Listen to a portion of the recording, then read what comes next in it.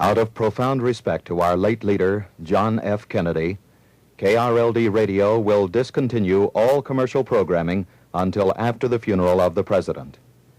KRLD-Radio will bring you all information and news as it occurs through the facilities of CBS and our own news department. We will remain on the air 24 hours a day.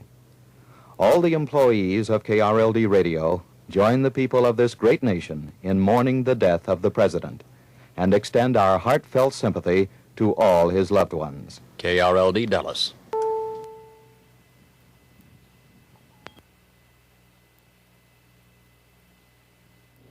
This is Richard C. Hottelet of CBS News in New York with my colleague Bernard Eisman. We are continuing our CBS Radio News extended coverage of the events that followed Friday's assassination of President John F. Kennedy. Right now, the focal point is Dallas, Texas, where the man who is accused by the Dallas police of the assassination of President Kennedy, Lee Harvey Oswald, a man whom the Dallas police say they have almost conclusive evidence of guilt, is being transferred from the city jail in Dallas to the county jail, a further step in the legal process that will lead to his indictment and trial. We'll get the story now from Dallas. CBS News correspondent Hughes Rudd reporting. We're waiting here at the Dallas County Records Building for the arrival of Lee Oswald from the city jail across town. The County Records Building is directly across the street from the building where the sniper was hidden who killed President Kennedy, and the County Records Building where the county jail is located is about 100 yards from where Mr. Kennedy's limousine was when he was hit. The crowd is much smaller than had been predicted. So far, not over 150 or 200 persons lined across the curbing across the street, waiting to catch a glimpse of Oswald as he's taken into the building.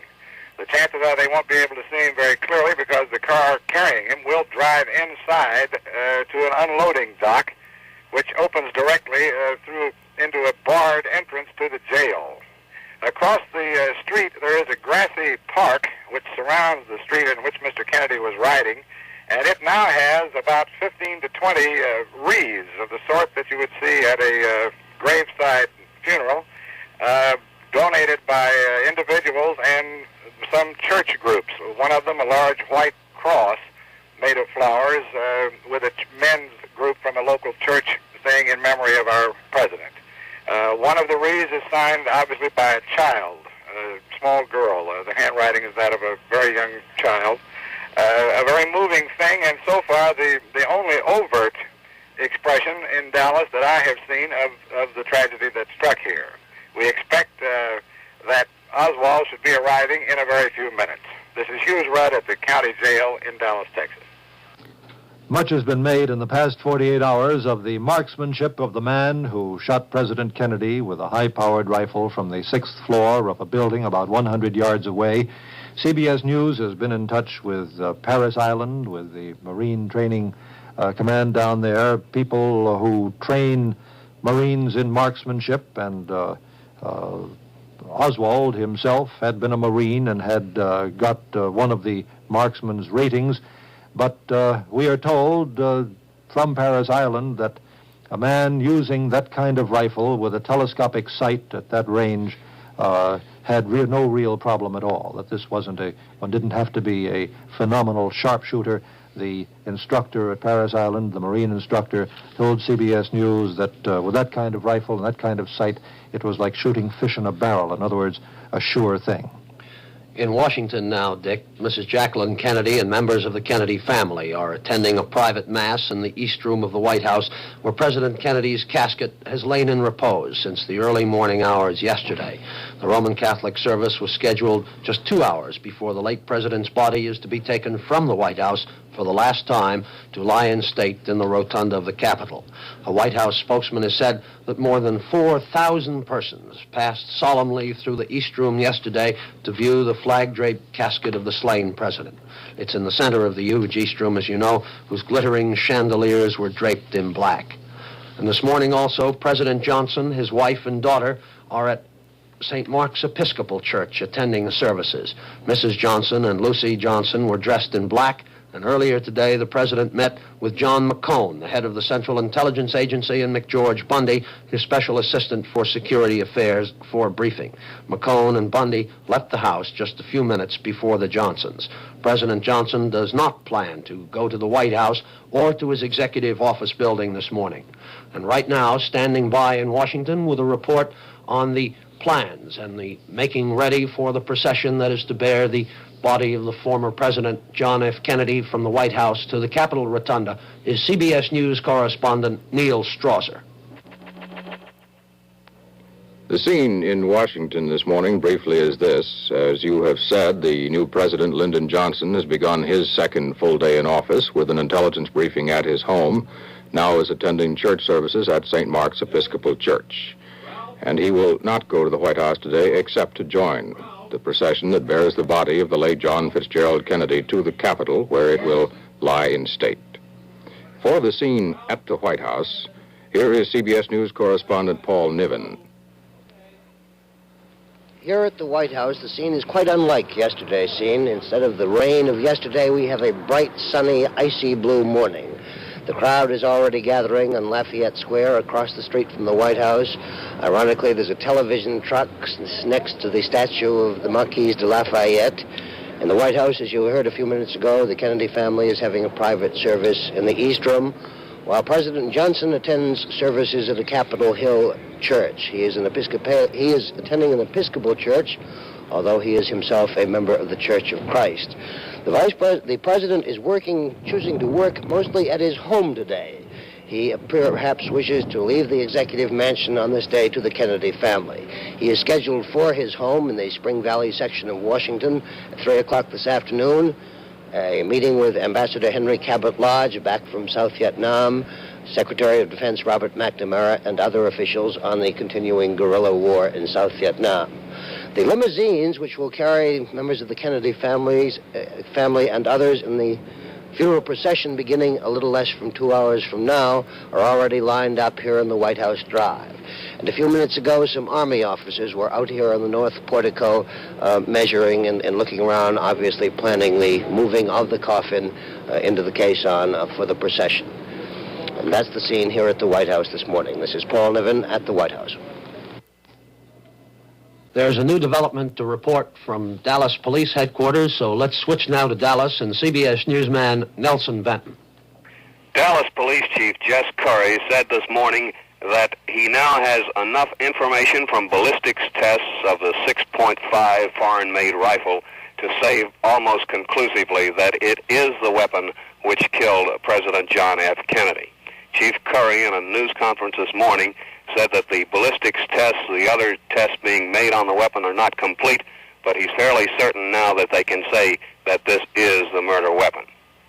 Chief Curry also denied, however, that the Dallas Police Department has an eyewitness to the slaying of the president. He also said that there's another very important piece of evidence which makes their case stronger against Lee Harvey Oswald.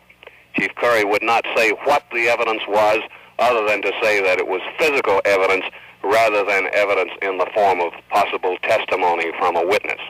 Chief Curry was overly optimistic, however, about the chances of getting a good case against the 24-year-old man charged with the murder of the President of the United States. This is Nelson Benton at the Dallas Police Department. Other evidence that has been adduced against Lee Harvey Oswald is that he wrote to a Chicago mail-order house to buy the murder weapon, the weapon that is now legally and officially linked with the murder through these ballistic tests. He bought that weapon for $12.98.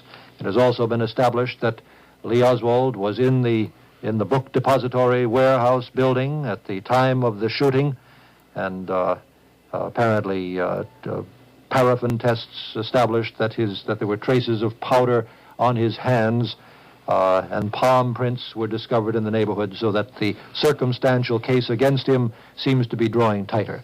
Astonishingly, though, he has as yet not given any suggestion that he is weakening in his refusal to admit to the slaying. He still maintains his innocence, and this, of course, has given rise to a great deal of speculation. Hughes Rudd, our correspondent in Dallas, says that people say he is not a garden variety madman, that he seems to be the kind of person who might conceivably think of himself as a dedicated man, who might even perhaps have been sent to the United States from Russia for some kind of mission, although not necessarily by any means this one.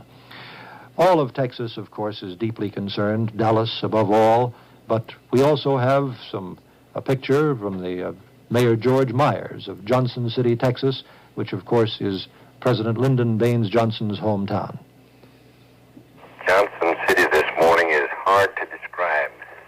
Naturally, the community of 611 people are proud that Lyndon Johnson is the new president of the United States, but is also profoundly grieved by the death of President Kennedy. This town is quiet. This morning, about the only sound in Johnson City is the tolling of the church bells. Most of this community is in church, offering prayers for the new president and his difficult days ahead, and also explaining in their individual ways by their bereavement of the great tragedy of President Kennedy's death. This is not a typical Sunday in Johnson City. Usually the people go to their respective sanctuaries with feelings, but this morning they're going more in sorrow than any other time since Lyndon B. Johnson and his family came here to live in 1913. The procession will reach 4th and Constitution Avenue, where it will turn up toward the Senate office building and then make the right turn to the Capitol Plaza. And at 4th and Constitution is Bob Rayford of WTOP News. Will you come in, Bob? Neil, I'm looking south down the broad avenues of Constitution and Pennsylvania, near the Capitol building, beside the National Gallery of Art. People began arriving here at about 10:30 this morning, taking their places as close to the street as possible. Some have been sitting on the curb since then. Now they're lined as deeply as sidewalk traffic will permit. Mostly people from Washington I've talked to, and some from the neighboring states who could drive in. Of course, others will be coming in tomorrow. Many complete families have come. They've brought blankets, some thermos bottles with hot drinks, their parents, grandparents, a lot of children, even infants. And it is cold, as you've heard.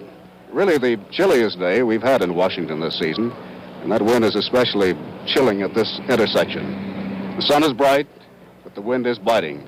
Quite a contrast from the spring-like, rainy past 2 days.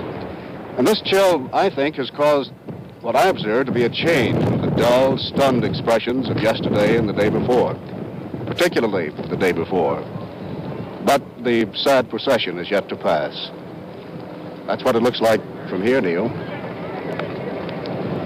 And now we'll see what it looks like on the Capitol Plaza, on the Capitol steps, and CBS News correspondent Charles von Fremd. Neil, the crowds here have grown dramatically in the past hour. Thousands and thousands of people are clustered quietly behind the ropes that ring the center of the Capitol Plaza. And it's a crowd with a makeup that this correspondent in 12 years in Washington has not seen before. Usually, such a gathering up here at the Capitol is a gay and rejoicing throng. To welcome a new president on the scene, for instance, in an atmosphere of hope and in an atmosphere of being a part of history. Of course, this crowd today certainly knows that it, too, is a part of history. But it also knows it is one of the most tragic days in the history of this republic. The man they've come to say goodbye to has been a part of this Capitol scene for 17 years now, 14 as a congressman and senator, and the last 3 as the nation's chief executive. When the funeral procession does reach the Capitol, the sad but customary ceremonial acts will unfold, a 21-gun salute, ruffles and flourishes, and hail to the chief that song of presidents. And then John Kennedy's remains will be carried up the steps of the Capitol into the rotunda, where the body will lie in state. There's sadness in the air. It's contagious. It's almost overpowering. It's completely in defiance and in conflict with the cloudless, sunny skies above. That's the scene here, Neil. Charles Von Friend, do you discern lines already forming to pass by the coffin? No, that's because of the security regulations which are in effect up here right now, Neil. The crowds are all being kept behind the ropes, well away from the Capitol building itself. Counting crowds, as you know, is a rather hazardous business, but I would estimate there must be 10,000 people here at the present time. The lines actually go all the way back to the Supreme Court building, over toward the Senate office building and the House office buildings. The crowds thin out to maybe 6 or 7 deep, but out directly in front of me, they're 30 and 40 deep, all standing very quietly, very calmly, very somberly. Charles, what are the arrangements as you understand them? I understand that the public will begin to file by about 2 o'clock this afternoon, and the body is to lie in state today until 9, then for an hour again in the morning. Will everyone in line be allowed to view the body tonight, or is that 9 o'clock time a definite thing? I'm not really too sure myself, Neil, and I don't believe the officials from the military district of Washington are themselves. They are estimating that the procession will reach here about 48 minutes past the hour of 1, and after the brief ceremonies at the base of the steps to the Capitol here, as I mentioned, the ruffles and flourishes and hail to the chief and a hymn, the remains of President Kennedy will be carried up the stairs and placed in a rotunda. We understand that Mrs. Kennedy and possibly other members of the immediate family will climb the stairs of the Capitol into the rotunda, make their departure then, and at that point, the public is supposed to be able to start filing slowly by the casket. However, as you well know, as the whole nation knows, this whole tragic story unfolded in such a stunning and unbelieving manner that even the best laid plans, even those put on paper, are subject to change. Thank you, Charles Von Friend. Back along the route, some of the procession is forming, and let's hear about it from 15th and Pennsylvania Avenue by the Treasury Building and David Shoemaker. Neil, here at 15th and Pennsylvania, the crowd has almost magically formed. About an hour ago, there were only a few hundred, and now there are thousands. They're lined 3 and 4 deep along 15th Street, and here where the cortege will turn and head down the Avenue of Presidents, they are 4 and 5 deep, thousands as far as we can see. Just in the past 2 or 3 minutes, the first of the military units that will line the route of the procession have come into view, a Navy unit of perhaps 50 men. They have stationed themselves every 4 or 5 feet here at the turn from 15th going on to Pennsylvania. Sailors at parade rest. Pennsylvania blocked off, the moment approaching. This is Dave Shoemaker at the Treasury. The moment approaching, a very sad moment.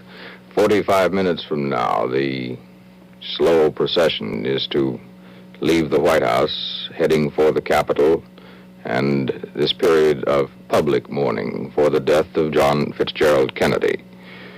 His coffin will rest on the catafalque, first used nearly 99 years ago for the martyred, also assassinated Abraham Lincoln. It's a simple bier which was fashioned from wood in 1865 for Lincoln. Since then, it has served as a funeral couch for Presidents James Garfield and William McKinley, who also were assassinated, and for Presidents Warren Harding and William Howard Taft. The catafalque was used most recently when the unknowns of World War II and the Korean War rested there in May of 1958. It's up to the widow of a dead president whether her husband will lie in state in the Capitol Rotunda. Mrs. Franklin D. Roosevelt did not choose to have her husband lie there. He lay in the East Room of the White House and was borne from there directly to New York. President Kennedy thus will be the 6th president to lie in state in the Rotunda. Lincoln the 1st. The other president who died in office was President Taylor and also did not lie in state in the Rotunda. That is the scene here in Washington at this moment. The sun shining, the weather cold, contrast to yesterday when it was comparatively warm, but the skies were weeping along with many hundreds of thousands of Americans. For the moment, we'll switch back to CBS News in New York. The site of President Kennedy's grave in Arlington National Cemetery lies in the memorial area in front of the Arlington Mansion, the Custis Lee House, within the cemetery grounds. There are no graves close by, but 40 yards away to the north is the grave of Samuel Marcus Butler, an Air Force major who died in 1957. The grave of 25-year-old Captain James Rudwill, Jr. is 25 yards to the south. He won the Distinguished Service Cross and the Purple Heart in the Korean War.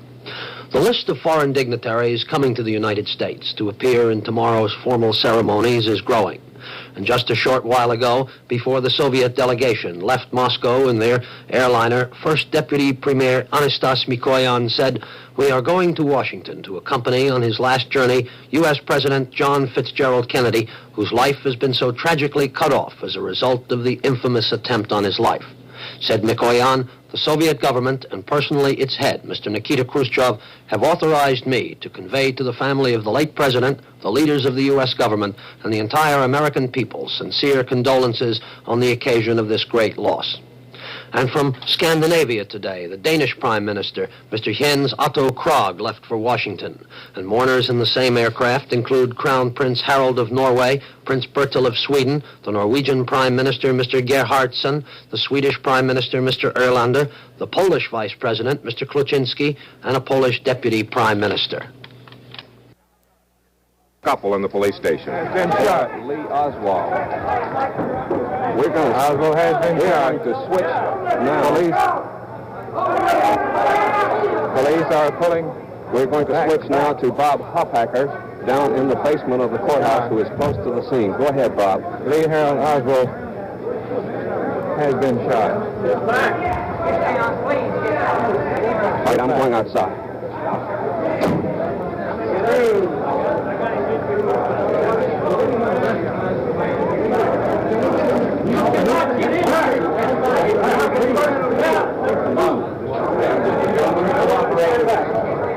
They're cooperating, Dick. They're all cooperating. Anyone recognizes they don't. All right, we're switching now.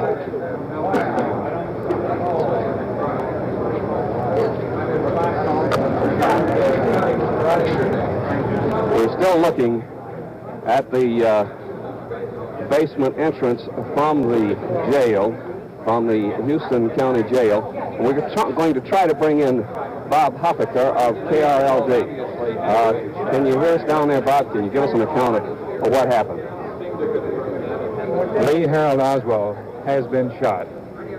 We saw no one fire the shot, only a blast from some bullet here in the basement of Dallas Police Headquarters.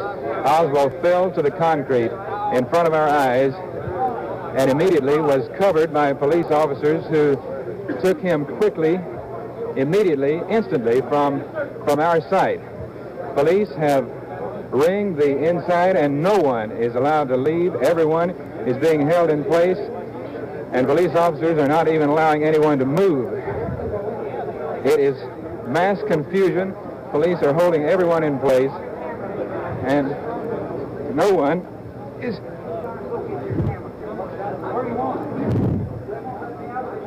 Pardon me. An ambulance is being ready to take Oswald away. Would you please get off? Just a moment.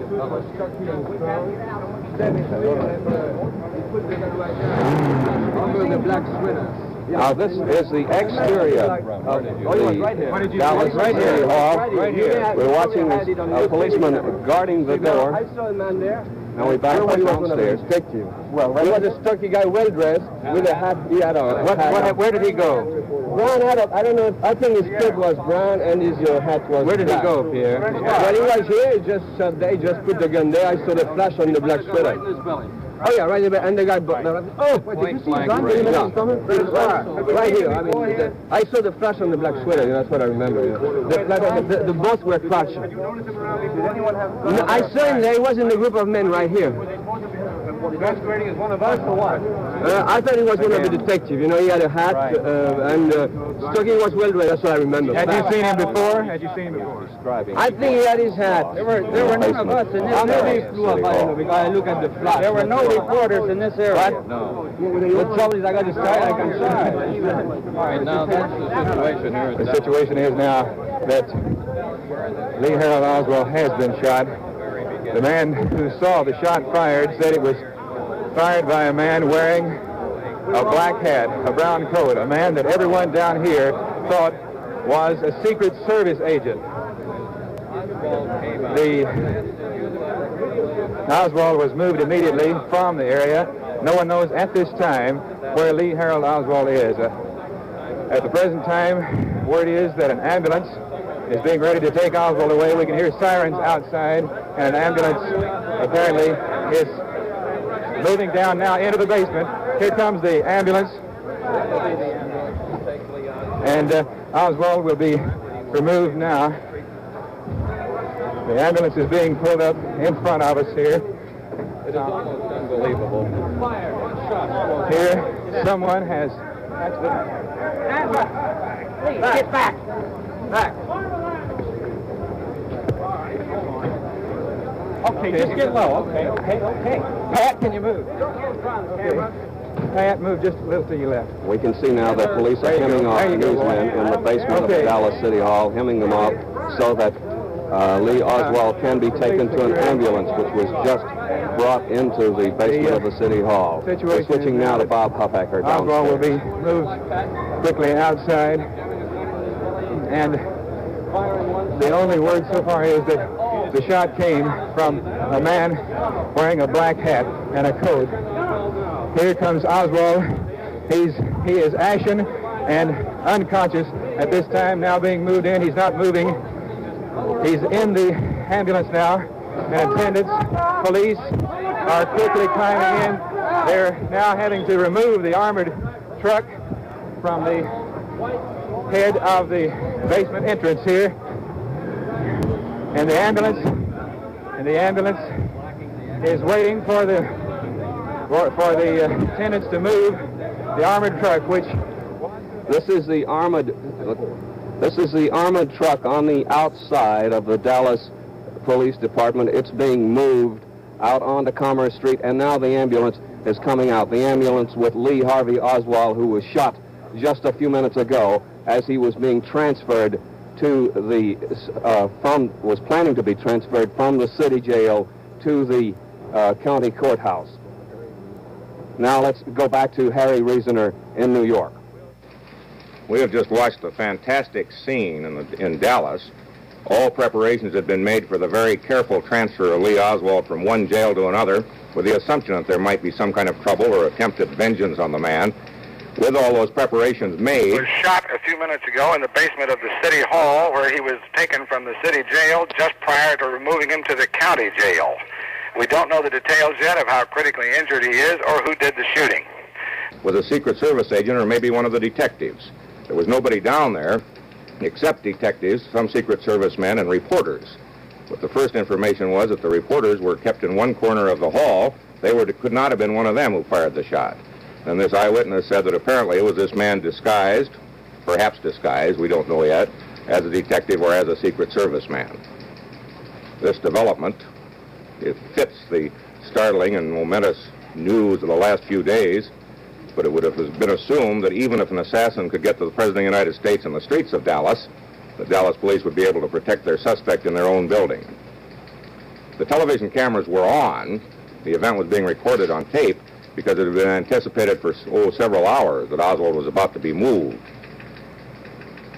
When most people in this country were watching the preparations in Washington for the cortege to carry the body of President Kennedy from the White House to the Capitol, in newsrooms throughout the country where there were television setups, they were watching the basement of the courthouse, and they were about ready to... The gunman, although the first report had it that an elderly man was grabbed by police and rushed upstairs, and that he was the man who had shot Oswald, now there is a report that the gunman apparently has escaped. Just exactly what the circumstances are is completely unclear. Oswald, of course, was surrounded by a guard of detectives, being given every possible protection from immediate attack, and it was not adequate. Another report, Dick, had it that the man who fired the shot was wearing a black coat and a black hat. And this report just in from Dallas that an ambulance apparently had been standing by at the jail in case of an emergency. It was brought up and Oswald was put into it, and ironically, he's been rushed to Parkland Hospital to the same emergency ward where President Kennedy died. Of course, the possibility of something happening to this prisoner has been implicit in the situation since the assassination of President Kennedy. And it was discussed at great length with the chief of police, who said that he did not believe that there would be any attempt by the citizens of Dallas to take the prisoner away. Of course, the first hypothesis was that a crowd might try to lynch this man who was suspected so strongly of being the killer of President Kennedy. Obviously, this was no lynch mob. Apparently, again, this was an individual attack. A one-man job in which someone in the milling crowd surrounding this prisoner and his detectives escorting him from the city to the county jail could just get close enough to him to fire point blank, hit him in the stomach with a small caliber pistol, and lead to the situation we now face. Well, now here we have to get what's being said. Okay, newsmen are being allowed down into the basement now. Those on the outside of the building were kept outside by police, and this discussion here has just been over whether they're to be allowed inside. The information that we've been able to get so far is that Lee Harvey Oswald, as he was about to be transferred from here at the Dallas City Jail, came down to the basement, was headed toward an armored car that was to take him to the county jail. He was shot. We do not know who shot him. However, the man who shot him, the word from down here is that he has been arrested.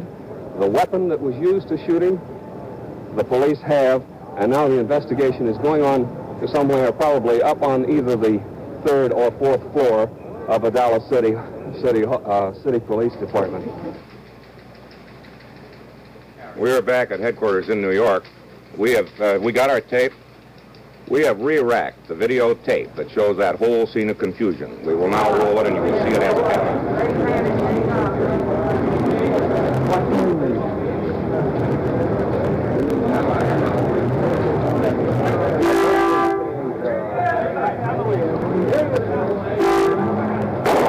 Basement floor of the Dallas City Hall, and that's a scuffle on the basement floor. It seems to concern photographers. He has been shot. Oswald has been shot. Lee Oswald.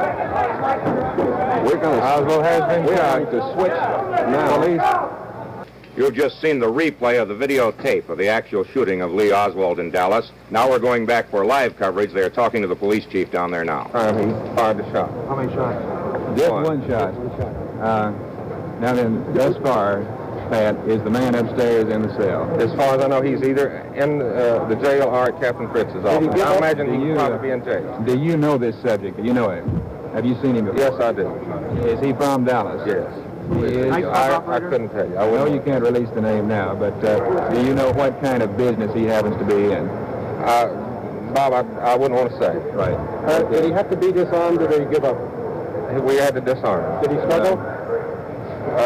As much as he could, yes, but he was... Say anything? The struggle... he was humming, I couldn't hear, I couldn't understand what he did say. Now, did Oswald say anything? No, Oswald didn't. What? Now, did he have a pistol? Yes, you know what kind of pistol he was carrying? No, Bob, I never saw the pistol itself. Some other, I think Officer Graves had got the gun immediately after he fired the shot. He was in civilian clothes? Yes. Trying to get away? No, he was immediately subdued by the officers. He wouldn't have had a chance to get away. How many shots were fired? Just one. What was Oswald wearing? Do you remember when he came out? I didn't pay too much attention. Did you know the man? Did you see the man before? Yes, he did. Yes. You saw his face? Yes, sir. And you knew him? Yes, sir. Pat, he is a resident of Dallas, is he not? Yes, sir. And that's all I want to say about the man himself. When the shot was fired about 3 feet away, from Oswald? It looks like that about We're questioning Officer Patrick Dean of the Dallas Police Department, who was standing beside me when the shot was fired here in the basement, as Lee Harold Oswald was almost ready to go to Dallas County Jail. I came immediately down the ramp to assist the officers. Officer, do you know this man personally? Yes. In the line of duty or in another way? Sir, I wouldn't want to say. But he is known to you as a police officer. As a police officer? That is, you as a police officer know him, is that correct? Yes. Was he connected in any way with this? I don't know. Had you seen him here in the building before the shot was fired? No, sir. Pat, could you outline briefly some of the security precautions that were taken immediately before this happened? Yes, sir. We thoroughly searched the basement. We had searched even the cars up on top of the pipes and things that a person might conceal himself. There was about 15 to 20 men that had searched this place prior to 30 minutes. In fact, searched it twice, about an hour before and then 30 minutes before. How many officers did you have outside, approximately, would you say? About 20. About 20 officers outside the building, and they're armed with riot guns, pistols, and all kinds of things. Yes, sir. Some few of them are. And you were then ready? Before in here? No, sir. You haven't today? No, sir. Not today.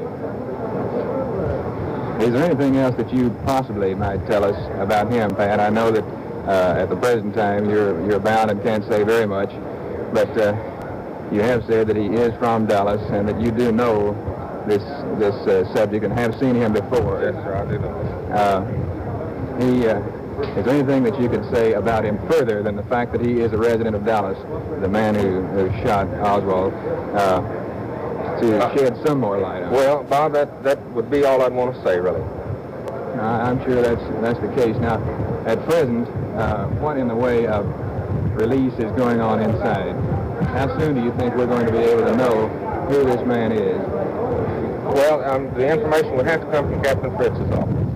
Now, Captain Fritz came out of this door just a few steps ahead of Oswald. Do you know where he is at present?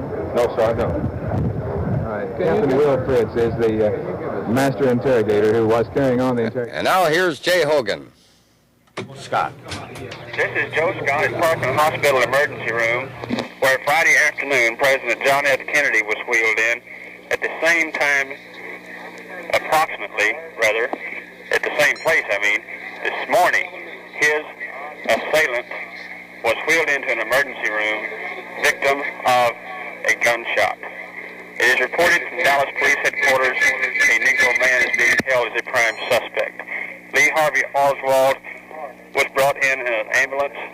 Riding with him were 6 police detectives, Secret Service men. Arriving shortly after that was Captain Will Fritz of Homicide. He was rushed into an emergency room. We think it's the same one where President John F. Kennedy died. They cleared the emergency room upon hearing of the shooting. Reporters have not been allowed in there as yet. We're being held out in the hallway waiting further word. At this time, the entire parking lot of Parkland Hospital Emergency is crowded with spectators. We do not know the condition of Oswald, but this reporter saw him as they wheeled him out of the ambulance and into the hospital. He was very, very white and motionless. This is Joe Scott reporting from Parkland Hospital. We'll bring you further details as they are available. This is Krld News. We have a unconfirmed report that the man originally was from Chicago. And now we return you to CBS. The broadcast that possibly it was a Secret Service agent that had done the shooting. Well, I'm sure that I can guarantee you that that is ridiculous. The Secret Service is, of course, as shocked and upset at the death of President Kennedy as anyone else in the country, perhaps more so because they had the responsibility for his life. But by no means would anyone in this highly disciplined organization be a participant in something as tragic as the shooting of Oswald. This is Robert Pierpoint at a stunned White House. We're going to go back now to Dallas and reporter Nelson Benton. Just a few minutes ago here in Dallas, Texas, in the city police department, the 24-year-old man charged with the assassination of President John F. Kennedy was shot. Lee Harvey Oswald was shot in the basement of the Dallas City Police Department. He was shot as he was being transferred from the City Police Department to the county jail. There, right behind me, had been parked an armored car. Chief Curry told us that he had gotten the armored car to transfer Oswald the 10 or 12 blocks from here to the county courthouse because of the nature of the prisoner, the nature of the crime he was charged with.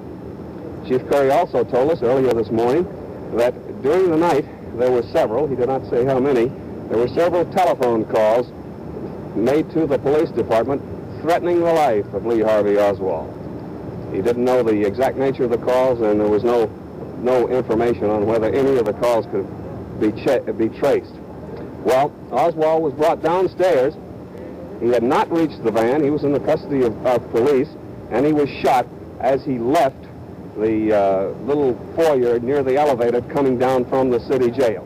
The word we have is that the man who shot him was arrested almost immediately.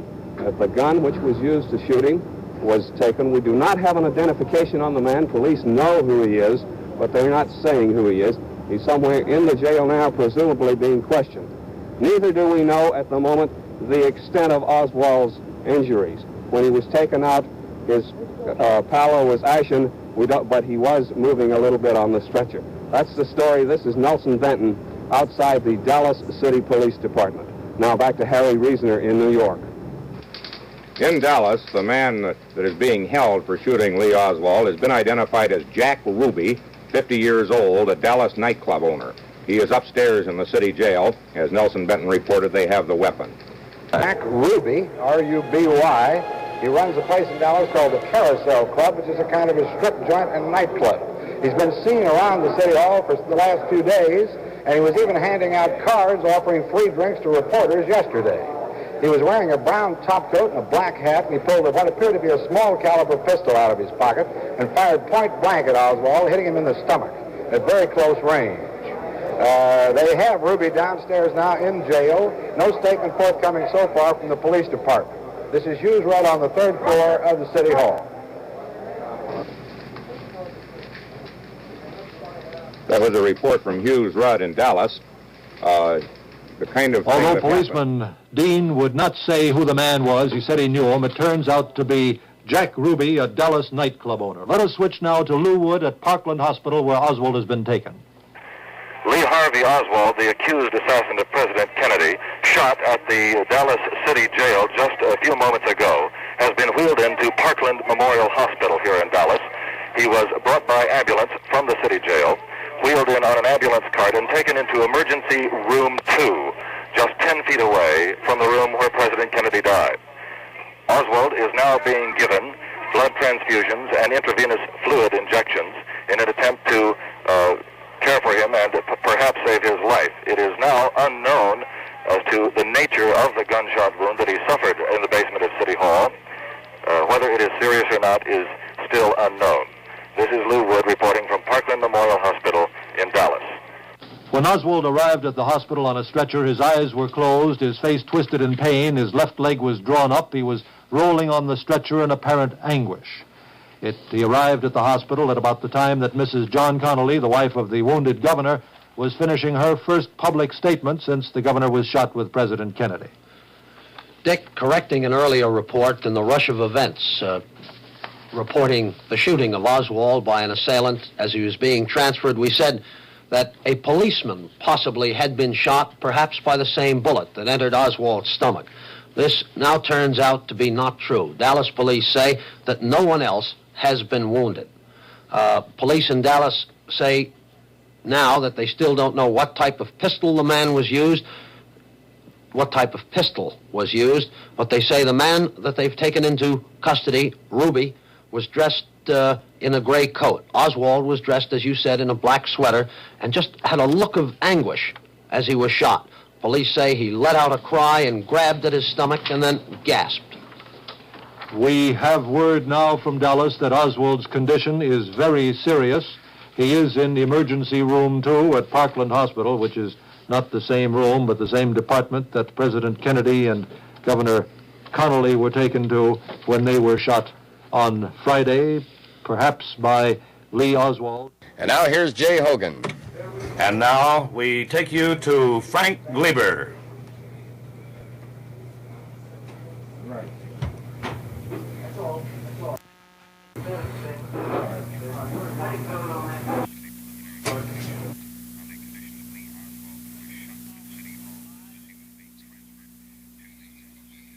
There are 10 to 12 doctors working over Oswald feverishly at the present time. He apparently was shot in the stomach or in the side. Gellick said that he looked very gray, very white. He was unconscious. He has not spoken. He gives no indication immediately about his condition, but the indication seems to be that it will be pretty bad. He has been given blood transfusions, intravenous fluid at the present time, and that's just about all we have to report. We will keep you abreast on the condition of Lee Oswald from Parkland Hospital as soon as we receive more details. Frank Gleber reporting for KRLD News. Who could not... Oswald, a very serious abdominal wound, would, of course, justify the most careful and immediate attention, probably blood transfusions or plasma for shock. The chances are that the breathing apparatus and all the other paraphernalia of an hospital emergency room are being brought into play. Let's recap briefly the events of the last half hour. As he was being transferred from the city jail to the county jail, Oswald, the man suspected of the shooting of John Kennedy, was himself shot. He was shot in the basement of police headquarters, one bullet apparently entering his stomach, fired from a revolver held by a man in a gray coat. Oswald is now in an emergency surgical room at Parkland Memorial Hospital in Dallas. About a dozen doctors are working on him. His condition is described as serious. The police in Dallas have identified the assailant, and they hold him as one Jack Ruby, owner of a striptease nightclub on Commerce Street in Dallas. Apparently, he had joined a group of correspondents who were waiting at the entrance to the city hall through which Oswald was being transferred to the county jail. And as Oswald walked by from the elevator to the exit, surrounded by a squad of detectives, this man moved in, shoved the pistol almost into Oswald's ribs, and police now say that the shot was fired into Oswald's abdomen from less than 1 foot away. Incidentally, Dick, Jack Ruby has been known for many years as something of a celebrity of Dallas nightlife and a cultivated newsman as his friends. Let us now turn from Dallas for the moment while we wait to hear what is happening to Oswald in the emergency room of Parkland Hospital and switch to Washington, D.C. and Neil Strasser.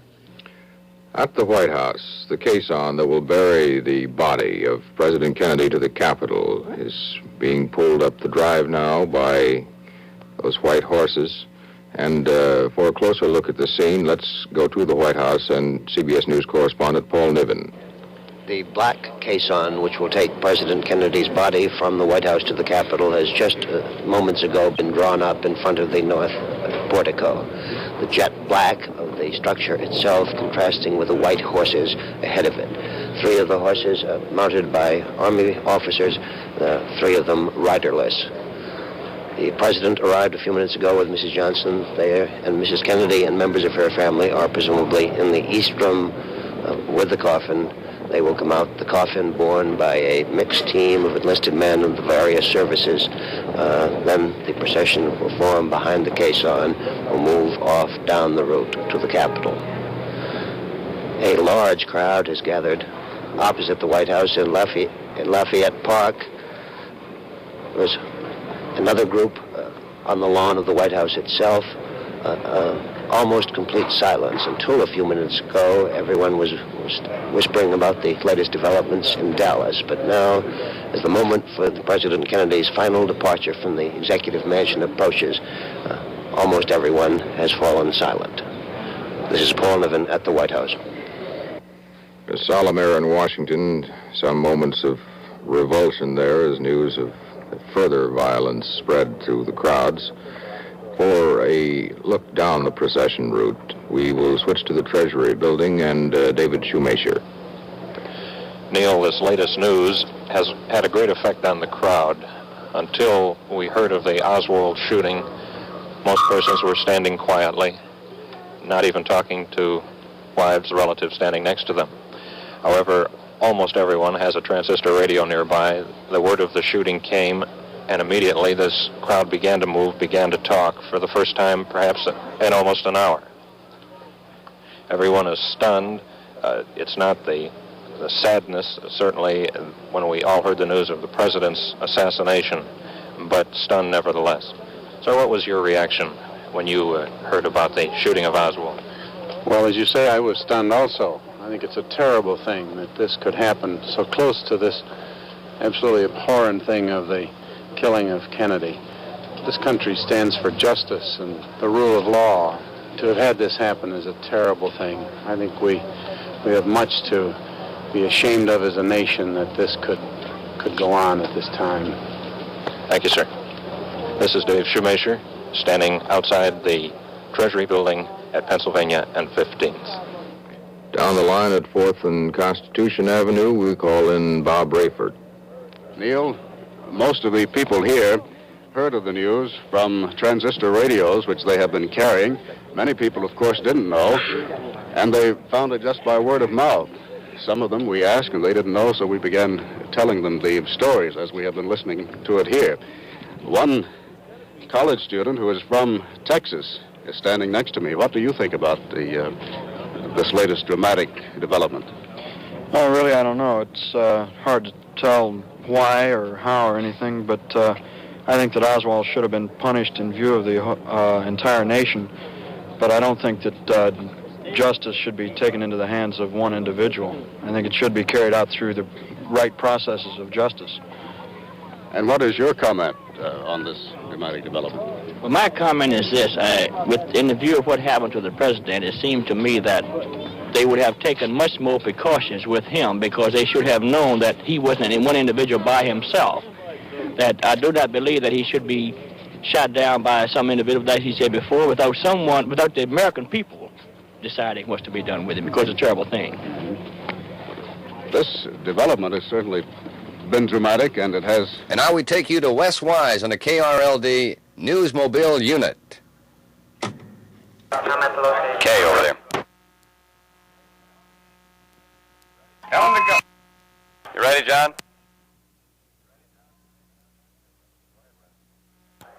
Go ahead, Wes. Go ahead with the report now. The first official hospital report from Parkland Hospital on the condition of Lee Harvey Oswald has just been released to a crowd of anxious reporters and cameramen at Parkland Hospital. The 24-year-old victim, the accused assassin of President Kennedy, has been removed from the emergency room to surgery. The bullet apparently entered just below the heart. The exact condition of the victim is not yet known. However, the hospital authority who gave the information said it appears to be very serious. He was asked by newsmen if the injury appears to be critical. He replied, "All I can say is it appears to be very serious." The word here is not yet official, not yet confirmed, that the man behind the gun for today's shot was Jack Ruby, a well-known nightclub operator of Dallas. Again repeating, from Parkland Hospital in Dallas, the condition of Lee Harvey Oswald, the accused assassin of President Kennedy, is now considered serious. He has been removed from the emergency room to surgery. The bullet wound apparently going just below the heart. He was struck by only one bullet. Wes Wise reporting for KRLD from Parkland Hospital in Dallas. And now we go back to CBS Radio. Behind it to move down Pennsylvania Avenue. We have no word here of any additional security arrangements being made because of today's events in Dallas. However, ever since the assassination of President Kennedy 48 hours ago, there has been extreme caution, not to say nervousness, on the part of everyone entrusted with security here at the White House. Defense Secretary McNamara was stopped. Currently, yesterday, as he emerged from an elevator near President Kennedy's office, Mrs. Johnson, seeking to get into her husband's office through the door she has normally used, found it locked and had to be escorted to another entrance. We were informed today that the press arrangements along the route are somewhat unusual. Apparently, reporters and newsmen will not be permitted to run along Pennsylvania Avenue along the parade route as they sometimes have been in the past. Here on the North Portico, a mixed guard of the armed services standing at attention. Presidential flag held by a Navy enlisted man.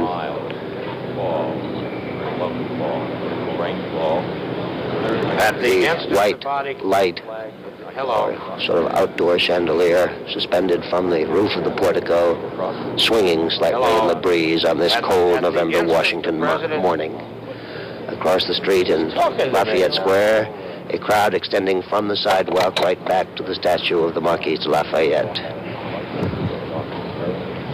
Every eye focused now on this doorway, through which very shortly the coffin of President Kennedy will move. The door of... For Mrs. John F. Kennedy, this ride today from the White House to the Capitol will be only part of the physical ordeal which began on a Dallas street 48 hours ago and which will end physically at least, to Arlington National Cemetery tomorrow.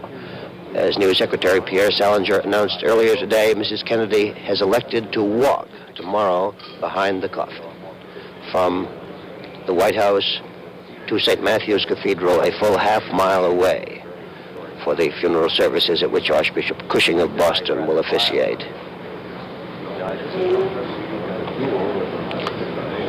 Mrs. Kennedy, of course, was with her husband at the moment of his fatal shooting, accompanied him to the hospital,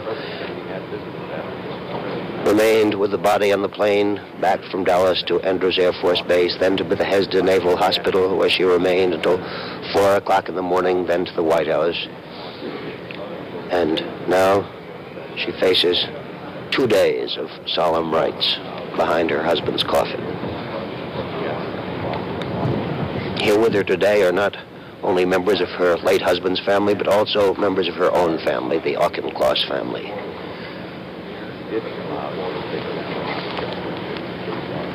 Paul Niven, it seems an act of courage on the part of Mrs. Kennedy to choose to make that walk tomorrow and thus expose herself to the view of so many people. Doesn't it seem so to you? It does indeed. I don't yet know, and perhaps you do, whether we found out whether any previous First Lady in our history has elected to march in a funeral procession. The President, with his great sense of history, would certainly have been interested, and perhaps Mrs. Kennedy, too, has had some research done for her, has found out that this has been done in the past and chose to do it, or maybe it was a purely personal and individual decision on her part that she... Paul, I don't know. In times past, of course, before the days of limousines, there were more persons who walked, I'm sure. But this seems to be a case of Mrs. Kennedy carrying out her husband's feeling for history. Paul, I must interrupt you and see if we can go back to... The procession is starting here, Neil. General Clifton and 2 other officers have started. The President's military, naval, and Air Force aides have just come out. I think the procession is going to start very shortly.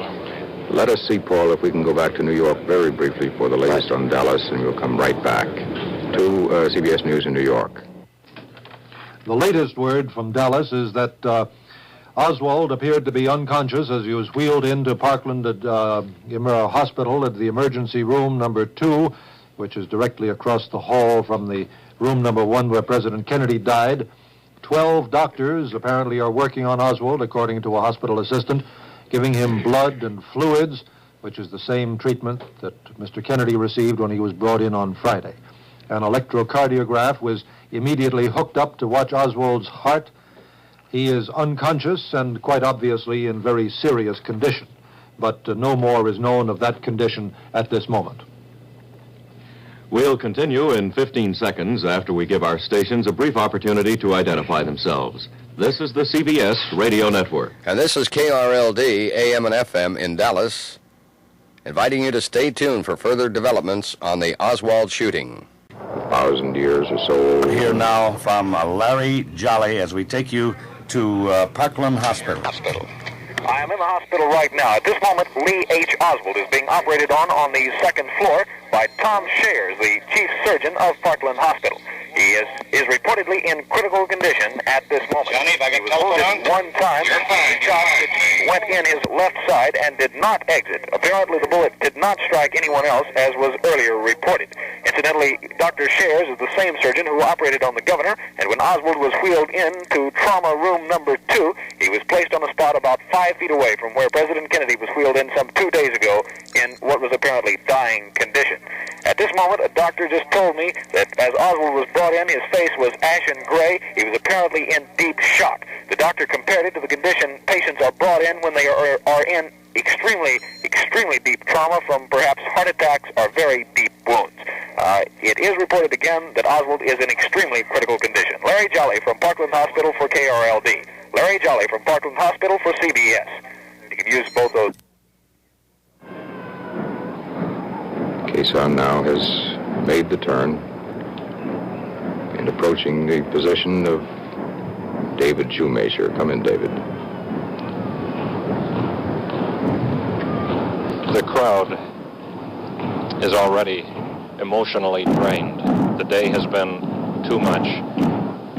First, the morning, the shock of the news from Dallas, and now again, all are quiet. You can hear the muffled drums.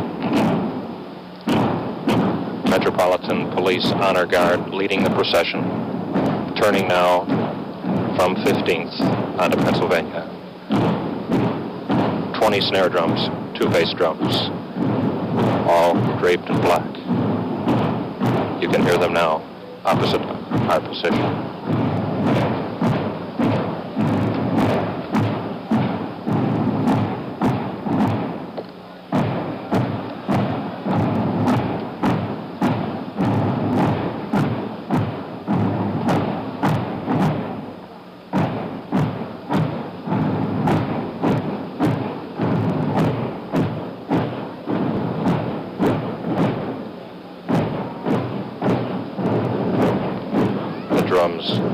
Turning down Pennsylvania. The drummers, 4 from each of the 5 services, the drum major from the Navy Band.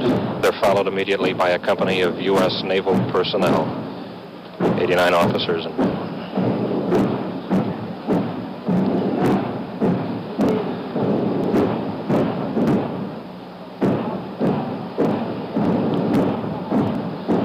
The Special Honor Guard.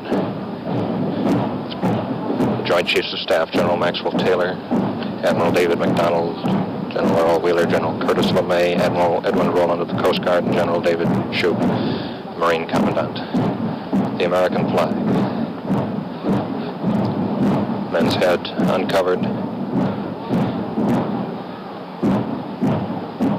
And now here comes the caisson. We've been covering this story for days, and it's been unreal till now. And we can know now that the president is dead. 6 white horses, plus the riderless mount. Alongside the caisson, 10 enlisted men on each side from all of the services. Followed by a lone sailor carrying the presidential flag. And a soldier leading the riderless mount, Blackjack, a horse saddled with the boots reversed in the stirrups.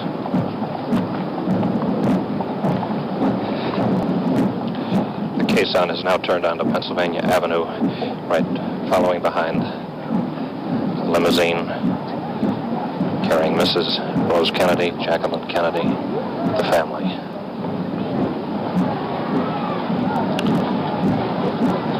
Some of those in the back of the crowd shifting, trying to get a better look those in the front standing, watching. The caisson has passed now. They're still standing.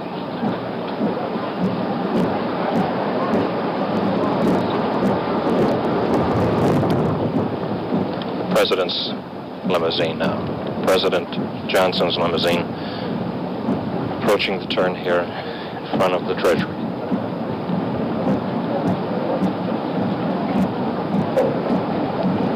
As the caisson passes down Pennsylvania Avenue, we can see at each point the military honor guard alongside snap to attention, salute, then return to parade rest.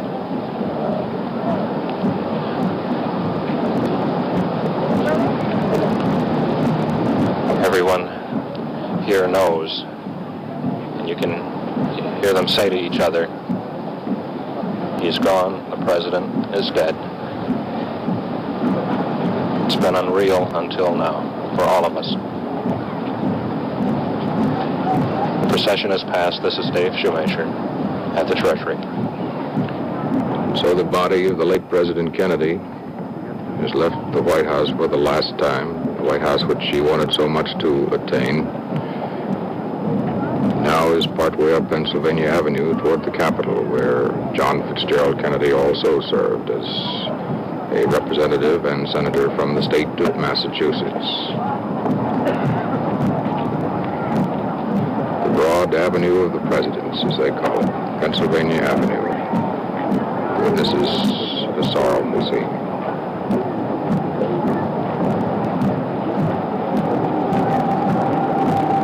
As the procession has passed, some of the crowd begins to break up, and others just stand there still.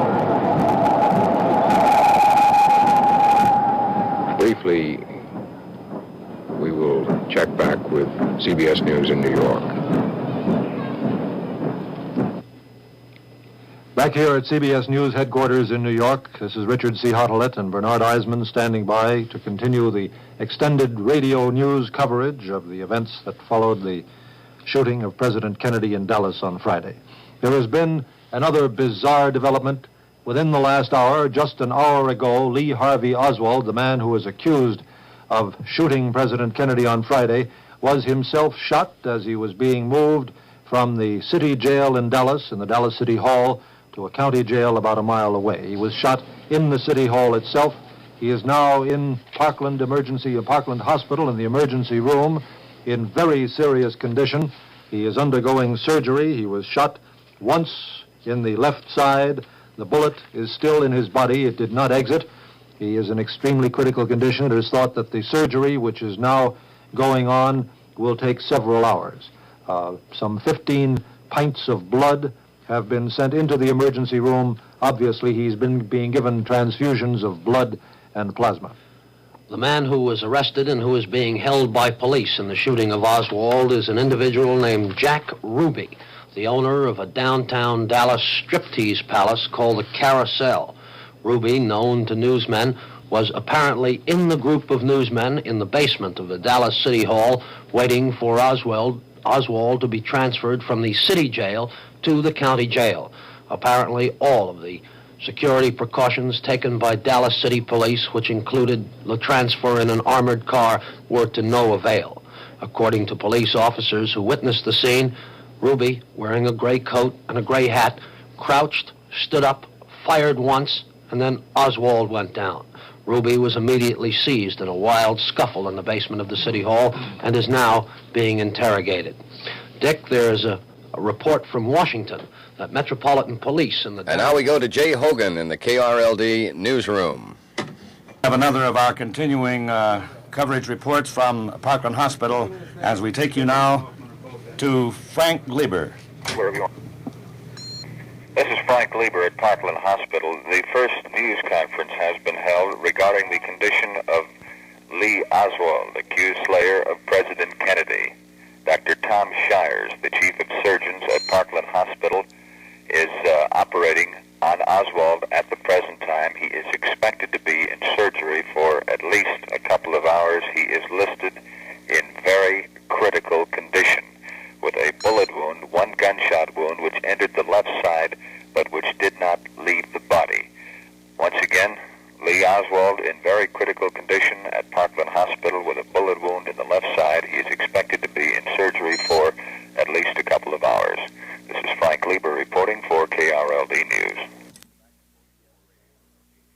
now we go back to CBS Radio. Marred the sight we are seeing now. We will go now to the post office building between 11th and 12th on Pennsylvania Avenue and Stephen Banker. Now the procession comes along this part of the wide avenue, an avenue so wide that it can accommodate 8 cars abreast when there's traffic. The 89 sailors and officers of the Navy now passing abreast of us occupy only a very small part of the center of the avenue. And now the caisson. The gray horses.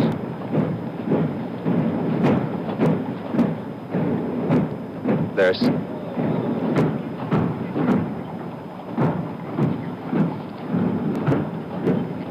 the gray horses and their sad burden.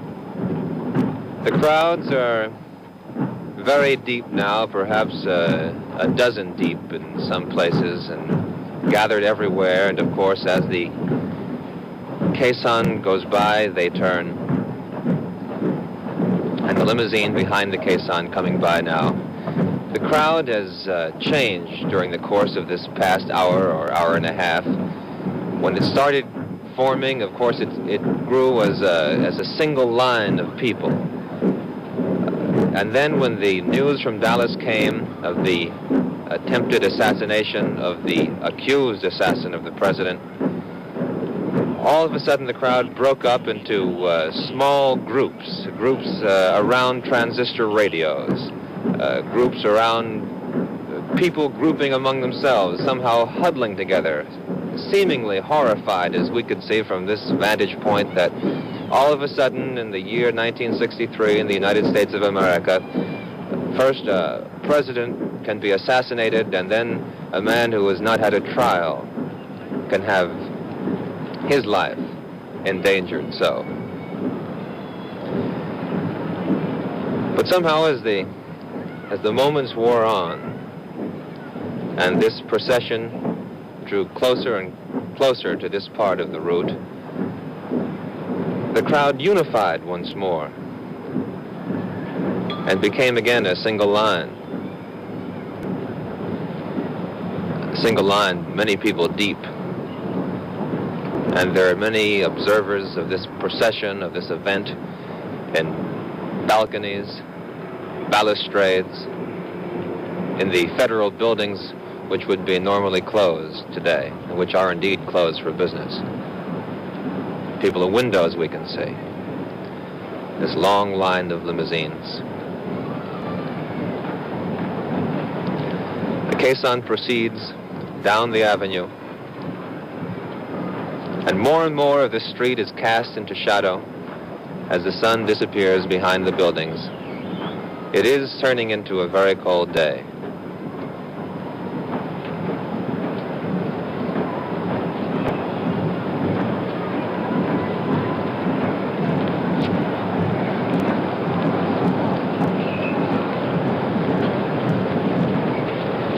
And now the procession moves down toward the Capitol. This is Stephen Banker, Pennsylvania Avenue and 12th Street. Now here again is Neil Strasser. Not a cloud in the sky in Washington today, in great contrast to yesterday's very rainy, dark day. Temperature an hour ago about 47 degrees, wind 16 miles an hour. The atmosphere along the streets of the Avenue of the Presidents, Pennsylvania Avenue, where happy inauguration parades have taken place, where President Kennedy himself, 3 years ago, made the trip to Capitol Hill to take his oath of office. The atmosphere today very solemn, somber. The President is dead.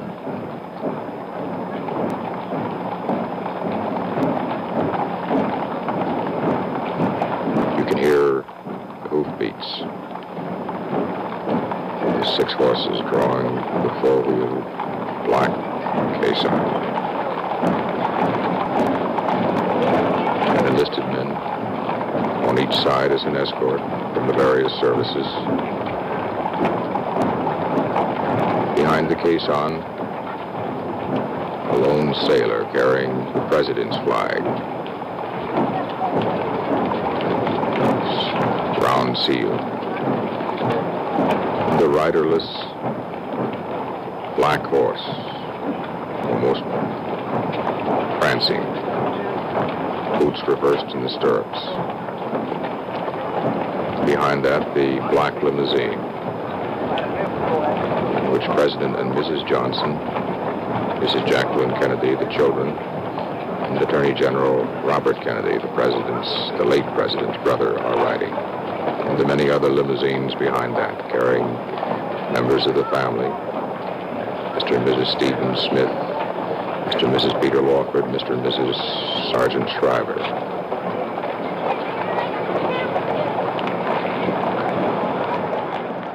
The last president to die in office, of course, was Franklin D. Roosevelt. Died of a heart attack. His body did not make quite the same trip.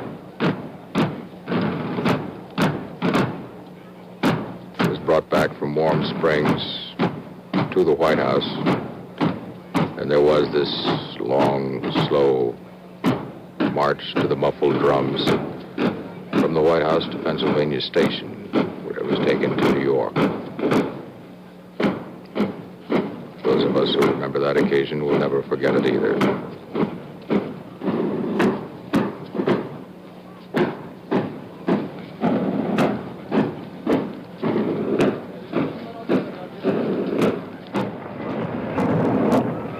Elements of march, in fact, have reached the Capitol Plaza. The limousines now beginning their turn. And we have reached a point at which Charles von Fremd, on the steps of the Capitol, should be able to give us a more clear description of the proceedings. This is a moment that countless thousands of people at the Capitol Plaza will remember.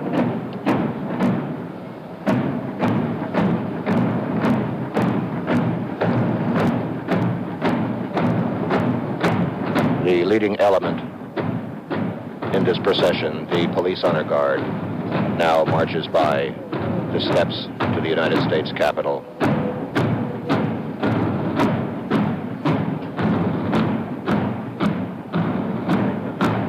Absolute silence, excepting for the muffled drums.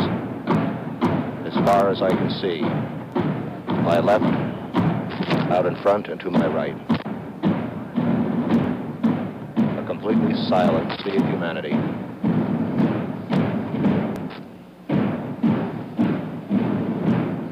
Standing on the steps of the Capitol are some of the lifelong friends of the late president. Many have tears in their eyes. There's Ted Sorensen, his longtime administrative assistant and chief speechwriter. Pierre Salinger, his news secretary, Andrew Hatcher, the associate news secretary, and the first Negro to occupy such an important role in the White House itself. Kenneth O'Donnell, who's been with him ever since he graduated from Harvard as a roommate of Attorney General Robert Kennedy, his appointment secretary, standing stiff. Lawrence O'Brien, his chief legislative aide, standing here with tragedy etched all over his face.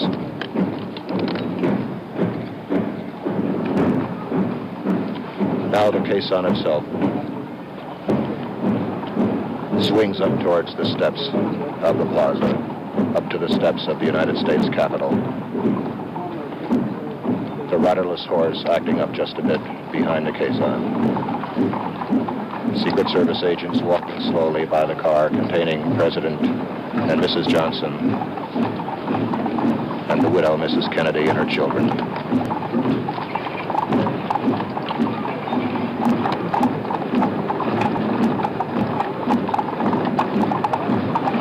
Now the caisson comes to a halt.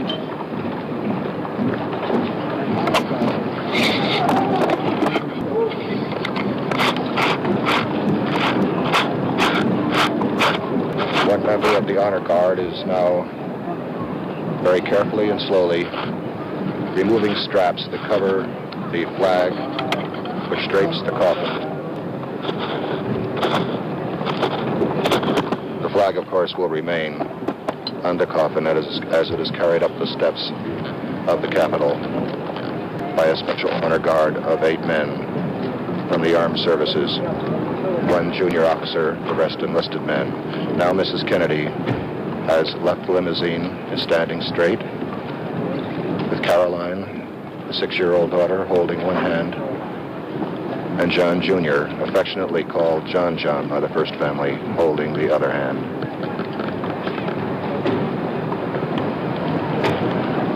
The 2 children dressed in light blue outfits,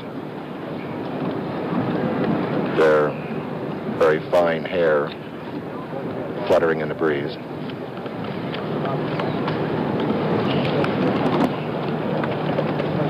Mrs. Kennedy and the Attorney General, Robert Kennedy, staring straight ahead at the castle containing the coffin which contains the remains of the late President John F. Kennedy.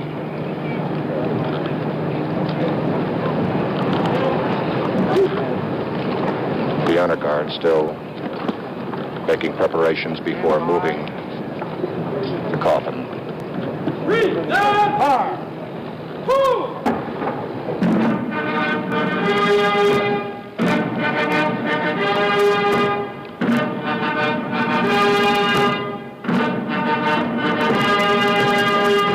Now hail to the chief.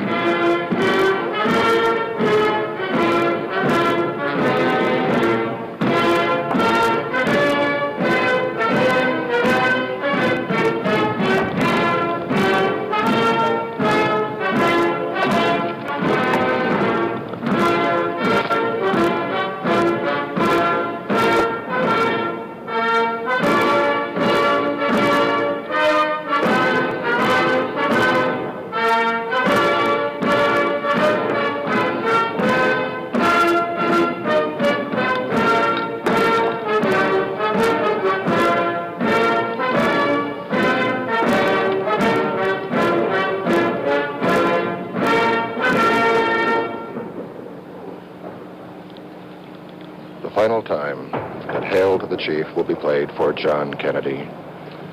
Now the Navy hymn, Eternal Light, will be played as the 21-gun salute echoes in the background.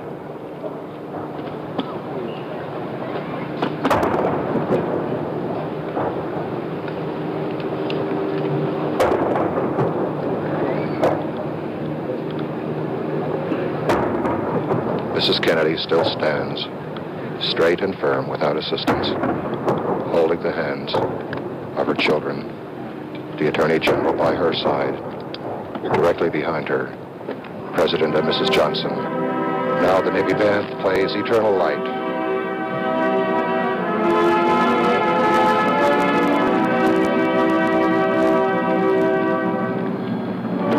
As the band plays, the honor guard of pallbearers slowly moves the coffin containing the remains of John Kennedy from the caisson.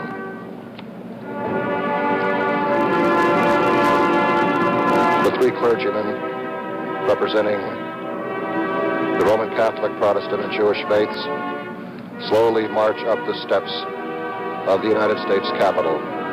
The caisson now moves away, and the pallbearers are prepared to start the climb of 35 steps to the top of the United States Capitol entrance and to the rotunda itself. The chaplains have completed their walk up the steps of the Capitol. Now the honor guard, senior military officers, the presidential flag,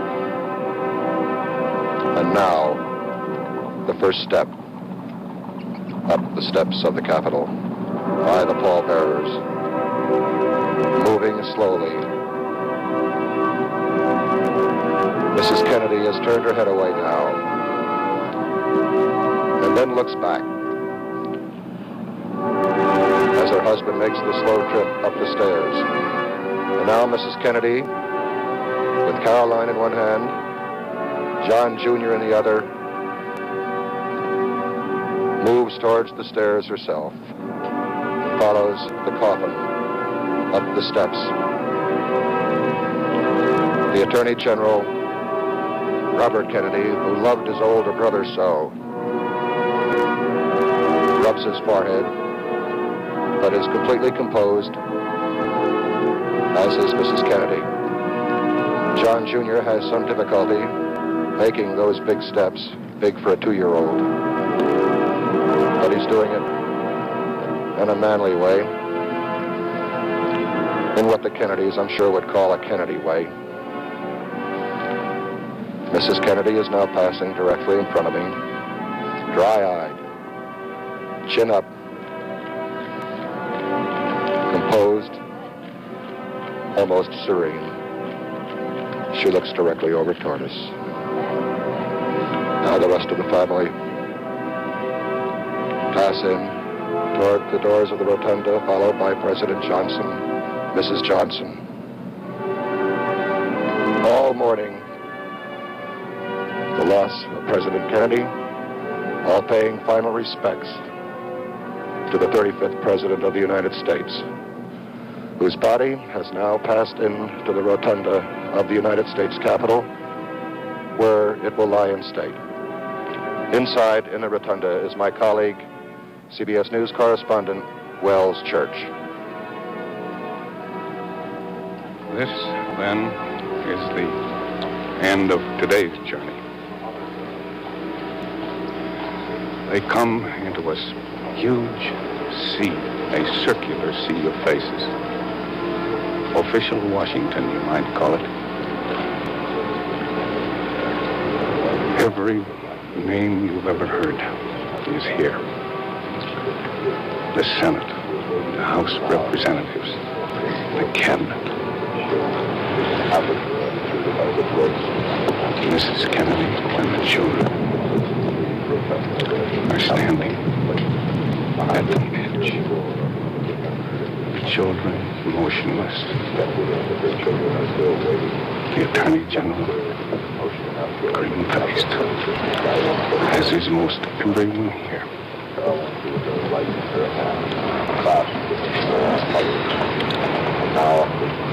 The honor guard steps back on the bier and stand at attention. The late president is indeed in state. The colors are in their holders.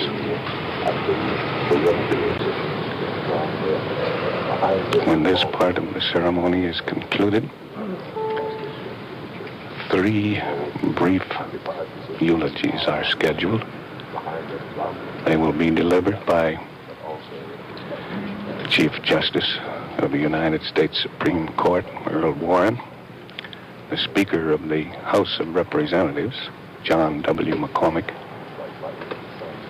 and the leader of the Democratic Party in the Senate, Mike Mansfield of Montana. All 3 men are in position. I am told that these messages will be hardly eulogies. They will be very brief.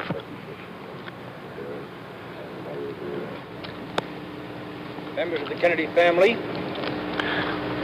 Oh, here's fellow Senator Americans, Mansfield. all.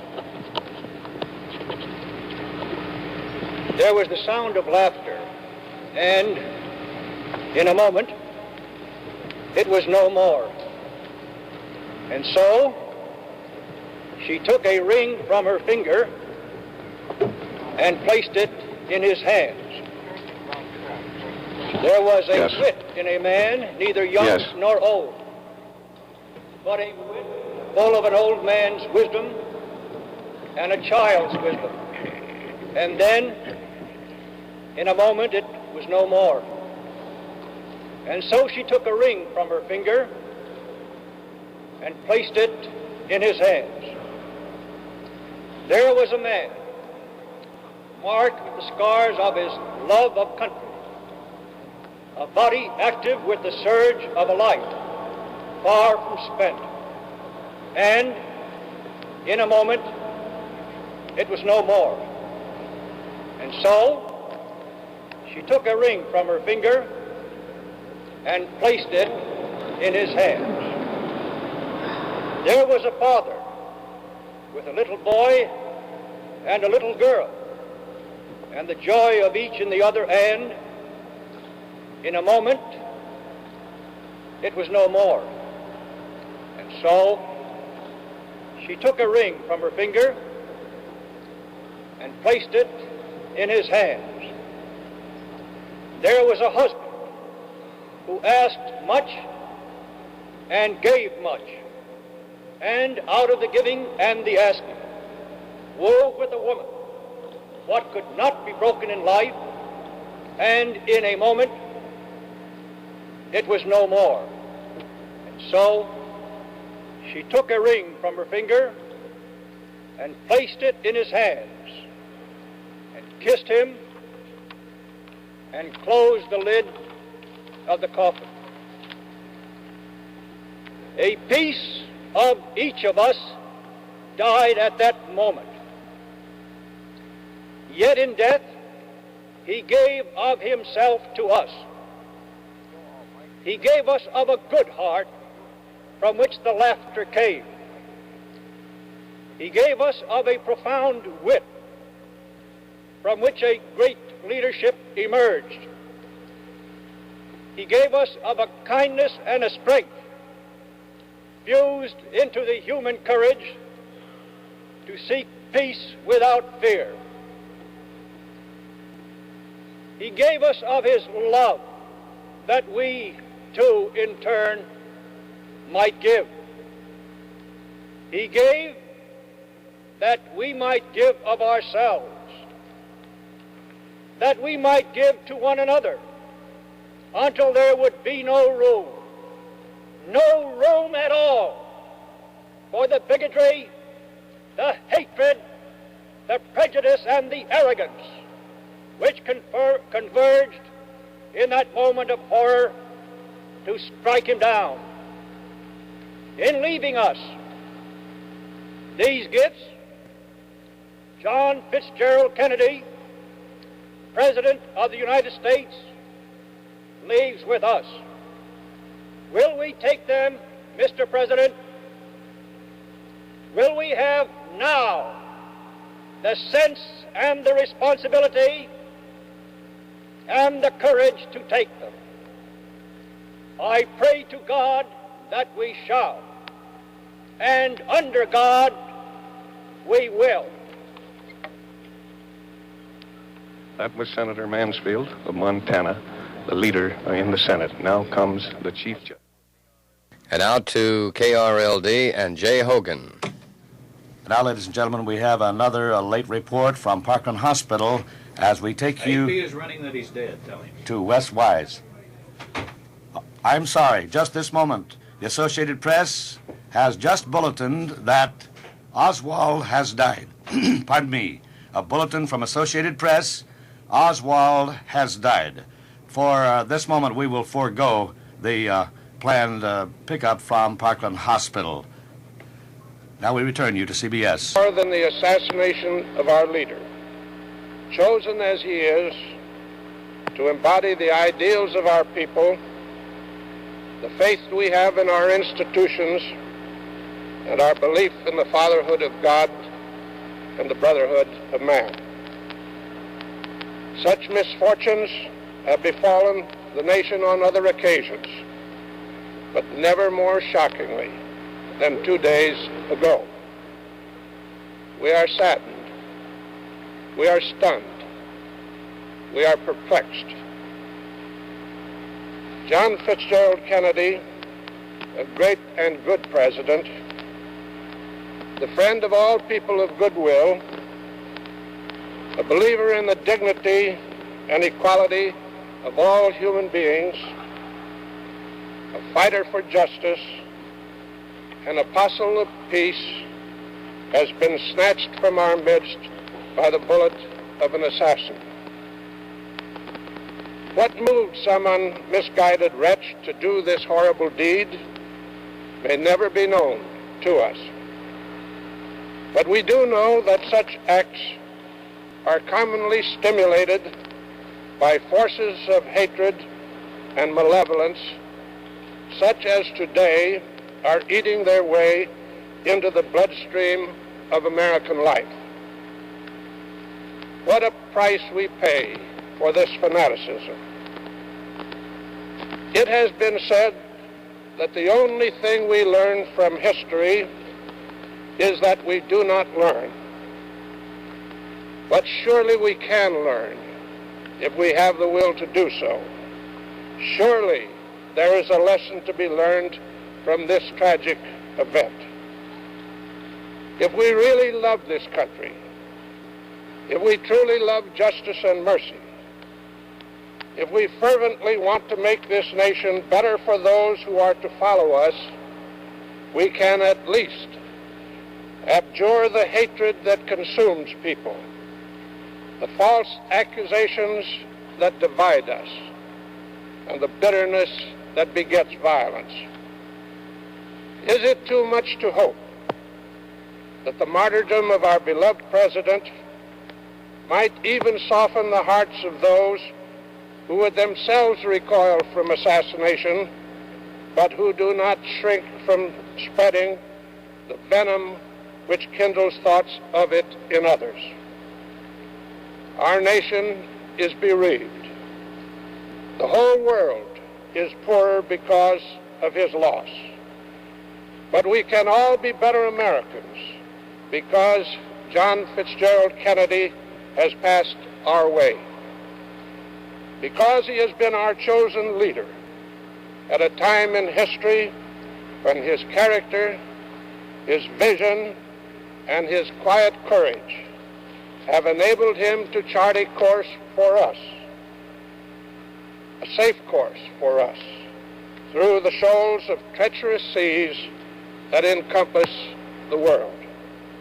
And now that he is relieved of the almost superhuman burden we imposed on him, may he rest in peace. That was the Chief Justice of the United States. Now to the microphone comes the Speaker of the House of Representatives. President and Mrs. Johnson, Mrs. Jacqueline Kennedy, and the other bereaved members of our beloved President, former President Truman, Reverend clergy, and my fellow Americans. As we gather here today, bowed in grief, the heartfelt sympathy of the members of the Congress and of our people are extended to Mrs. Jacqueline Kennedy and to Ambassador and Mrs. Joseph P. Kennedy and their loved ones. Their deep grief is also shared by countless of millions of persons throughout the world, considered a personal tragedy, as if one had lost a loved member of his own immediate family. Any citizen of our beloved country who looks back over its history cannot fail to see that we have been blessed with God's favor beyond most other peoples. At each great crisis in our history, we have found a leader able to grasp the helm of state and guide the country through the troubles which beset it. In our earliest days, when our strength and wealth were so limited and our problems so great, Washington and Jefferson appeared to lead our people. 2 generations later, when our country was torn in two by a fratricidal war, Abraham Lincoln appeared from the mass of the people as a leader able to reunite the nation. In more recent times, in the critical days of the Depression, and the Great War forced upon us by fascist aggression, Franklin Delano Roosevelt and later Harry S. Truman appeared on the scene to reorganize the country and lead its revived citizens to victory. Finally, only recently, when the Cold War was building up to the supreme crisis of a threatened nuclear war capable of destroying everything and everybody that our predecessors had so carefully built and which a free, liberty-loving world wanted, once again, a strong and courageous man appeared ready to lead us. No country need despair so long as God in his infinite goodness continues to provide the nation with leaders able to guide it through the successive crises which seem to be the inevitable fate of any great nation. Surely no country ever faced more gigantic problems than ours in the last few years, and surely no country could have obtained a more able leader in a time of crisis.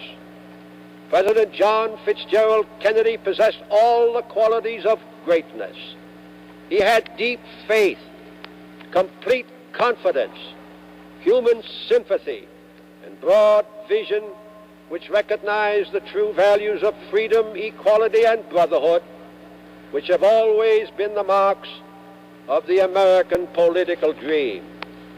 He had the bravery and the sense of personal duty, which made him willing to face up to the great task of being president in these trying times.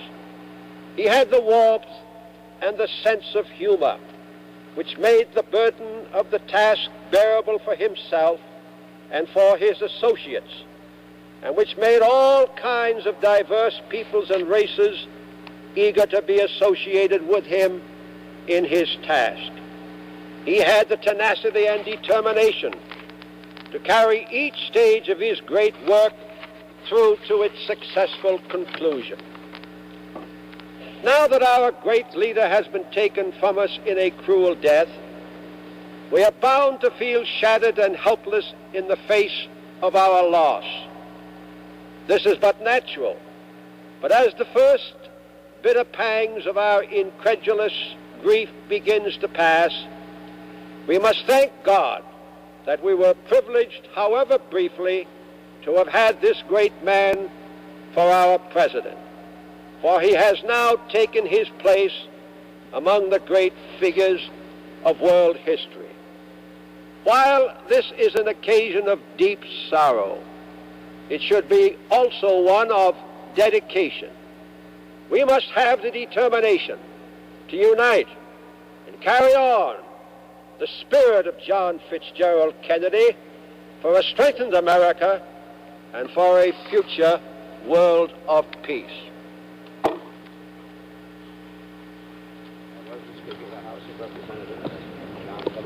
That was the Speaker of the House of Representatives, John W. McCormick.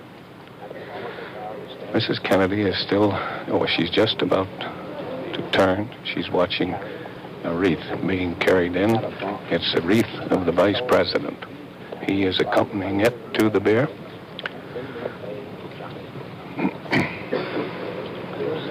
President Johnson, in the utter silence here, is going to the bier with a huge wreath of, it looks to me like chrysanthemums. I don't, it's turned away from me, I can't see it. There will be another huge wreath, I'm told, from the Senate of the United States. The President is going back to stand beside Mrs. Johnson. Mrs. Jacqueline Kennedy and her daughter are walking up to the casket. This will be her last goodbye for today. She kneels over. Carolyn is kneeling as well. Now she is up. There's a faint smile on her face. And she turns and walks back toward her place.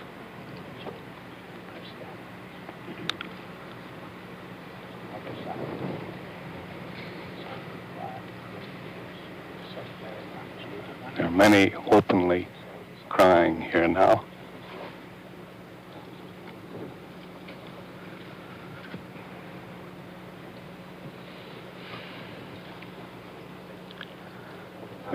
Mrs. Kennedy is going to be accompanied out the big door. And the family is leaving. And in a moment or two, she will be in the view of Charles von Fremd. Chuck? Yes, Ted, the honor guard has now left the rotunda. We still don't see Mrs. Kennedy or the President and Mrs. Johnson. We expect to see them momentarily as they come out through the large, ornate door that leads from the steps of the Capitol to the rotunda. Here comes Mrs. Kennedy now with Caroline and John holding onto her hands. Robert Kennedy, the Attorney General, and the late President's younger brother, solemn-faced, one step behind her. Then other members of the Kennedy family. Mrs. Kennedy walks slowly but steadily down the 35 steps. And now, ladies and gentlemen, we go to the KRLD newsroom and Jay Hogan. With apologies for breaking this sad and solemn scene that you have been hearing on CBS.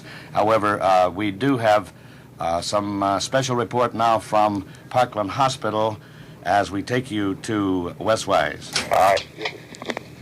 The accused assassin of the President of the United States, Lee Harvey Oswald, although just barely hanging to a thread of life, is technically still alive. Oswald has been put on a pacemaker, which is an electronic mechanism which sends electric impulses to the heart, thus to regulate the heart pattern. The heart has stopped beating. However, they are attempting now to restore heartbeat by electronic impulse through the use of an instrument called a pacemaker. Dr. Shires earlier sent word out that Oswald had undergone massive injury to the abdomen with blood vessel injury, that the bleeding has been controlled. The massive injury was to the abdomen. Also, he had undergone cardiac arrest, but surgeons had been massaging the patient's heart by hand to restore a regular heartbeat. Now, the progress has become even more crucial, and he has been put on a pacemaker, an electronic device which is designed to send electric impulses to the heart to restore a regular heart pattern. Technically, however, the accused assassin of President John F. Kennedy is still alive. Lee Harvey Oswald barely hanging to a thin thread of life at Parkland Hospital in Dallas. Wes Wise reporting for KRLD News.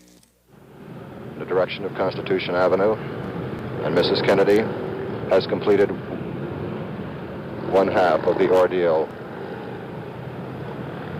she still has tomorrow, in which we've been informed she has, of her own choice, elected to walk behind the coffin carrying the body of her husband on the walk from the White House itself to St. Matthew's Cathedral, where the funeral ceremonies will take place.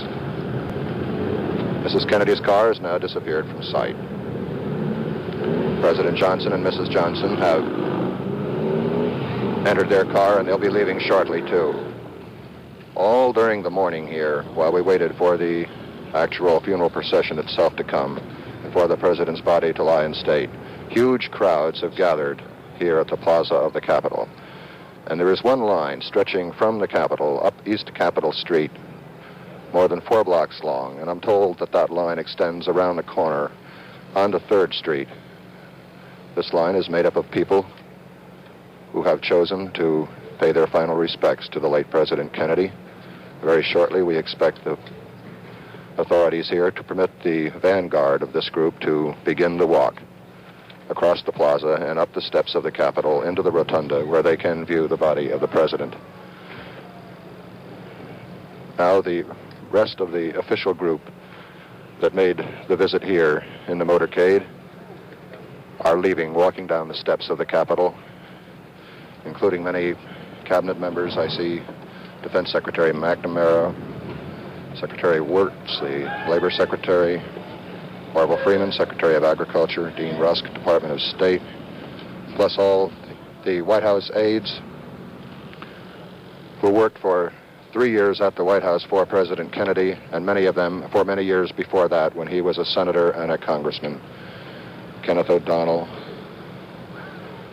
Ted Sorensen, Larry O'Brien, Pierre Salinger, many other familiar names, many of them appearing more stricken than was the first family itself.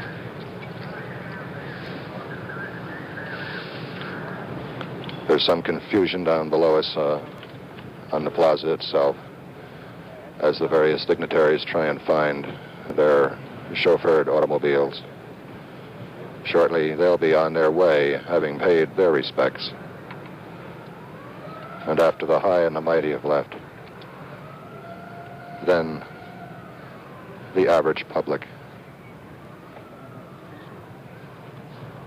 the common man and woman and children, will begin paying their respects to the memory of John Kennedy, who now lies in state in the rotunda of the United States Capitol.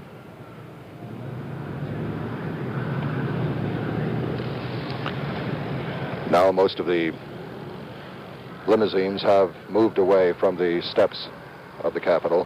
However, I think it may still be some minutes before the long lines of people who have waited, some of them many hours, to file by the coffin containing President Kennedy's remains will be able to actually begin their climb up these steps. So during this period of some delay and confusion, I'll return this microphone to Neil Strauser at our anchor position. It is a tragic irony of this day of tragedy that in Dallas, Texas, right now, doctors are fighting desperately to preserve the life of the accused assassin of President Kennedy, Lee Harvey Oswald, who was himself shot about 2 hours ago and is now undergoing surgery. The enormity of the crime that someone committed. This is CBS News headquarters in New York. We now have a flash from Dallas, Texas, that Oswald is dead, that he died some minutes ago. He had been shot just 2 hours ago as he was being moved from Dallas City Hall Jail to the county jail, where the process of justice was going to be carried one step farther. He was shot by the owner of a Dallas nightclub, a man named Jack Ruby. He was taken at once to Parkland Hospital and placed in an emergency room across the hall from the room in which President Kennedy died on Friday. He fought there for his life for more than an hour and a half and is now apparently dead. For a report from the scene, we will switch now. No, we have not got Dallas yet, but the circumstances were that as Oswald, Lee Harvey Oswald, the man accused of having killed President Kennedy on Friday, was being taken from the City Hall in Dallas to the county jail, as he was being let out of the building, a nightclub owner named Jack Ruby, a man who operated a striptease establishment and another nightclub in the city of Dallas, approached the scene. He jumped a 3-foot fence and came up to the surrounding detectives around Lee Oswald and put his hand out as though to shake hands. One of the policemen who saw him coming and knew him as an emotional man, a man capable, as he put it, of giving you the shirt off your back 1 minute and then hitting you the next, tried to stop him but couldn't get to him, shouted at him. This man, Jack Ruby, thrust a gun into Lee Oswald's side and fired a shot into his left side. The bullet went down into the body, obviously severed an artery. Oswald crumpled in great pain, was transferred to an ambulance and sent off to the hospital. There, put into the emergency room number 2, he was given immediate emergency medical assistance. A team of surgeons began to operate. The bullet had not left his body. They gave him forced transfusions and all the help, plasma transfusions and the other help that is available in an emergency room. For a time, his heart stopped. He was given a manual heart massage, and then his heart was kept beating with an electronic pacemaker. But despite all the medical assistance available there, despite the obvious demand to keep him alive, to face justice, Lee Harvey Oswald died at just about the moment that Mrs. Kennedy and the leaders of our nation were taking leave of the body of the president lying in state in the rotunda of the United States Capitol on Capitol Hill in Washington. Bernie Eisman, you have worked in Dallas and you have seen this man, Ruby. Is there anything you can contribute to? No, the detective's estimation of his character seemed to be a correct one. He was a very voluble fellow and an extremely emotional one. One of the things that the killing of Oswald has done, Dick, is to give great cause for concern to some American officials and to others. There had been a considerable degree of hope that with the eyes of the world focused on the United States as a result of the assassination of the president, that the business of arrest and fair trial for the alleged killer would demonstrate the degree of order, fairness, and justice which the United States has presented to others. It was also felt that perhaps in the trial, every conceivable element of Oswald's motivations and his behavior and his associations would come out, and that there would never, for time to come, be any mystery or hesitation or degree of suspicion that the whole truth and nothing but the truth has come out.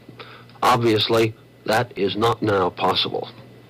It is, of course, paradoxical that this happens in the city of Dallas, which has been at war with itself now since the death of the president in remorse and anger, that if this crime has compounded what, of course, happened on Friday. And this man himself is described as having brooded over the killing of the president on Friday and as having worked his emotions up to the point where he was this afternoon able to go to the city hall and himself take it upon himself to destroy the assassin of the president.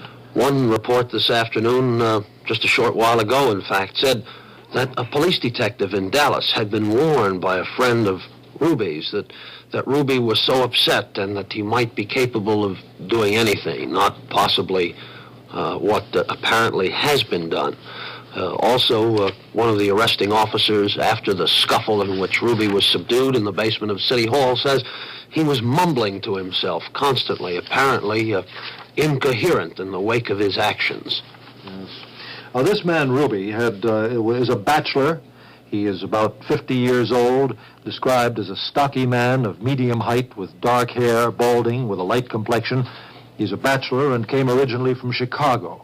He has been operating places of entertainment in Dallas for at least the last 10 years.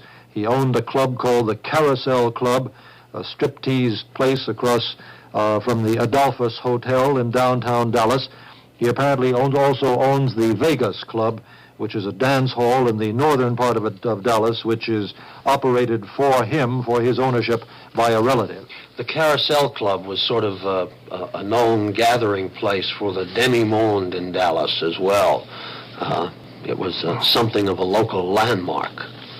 Yes. What you said, though, Bernie, about the killing of Oswald, now silencing the one really authentic source of information, is probably the most important single aspect of this latest bizarre turn in a compounded national tragedy. Because with his background, with Oswald's background of leaning toward communism, incidentally, Chief of Police Jesse Curry of Dallas now says that during the questioning, Oswald readily admitted to being a communist. He, of course, was in the Soviet Union for nearly 2 years. He had sought to take out Soviet citizenship, was then permitted to leave the Soviet Union with his Russian wife, had this funny interlude of trying to infiltrate an anti-Castro Cuban student organization, then advertised himself as the the secretary or the chairman of a chapter of the pro-Castro Cuba Fair Play for Cuba Committee in New Orleans.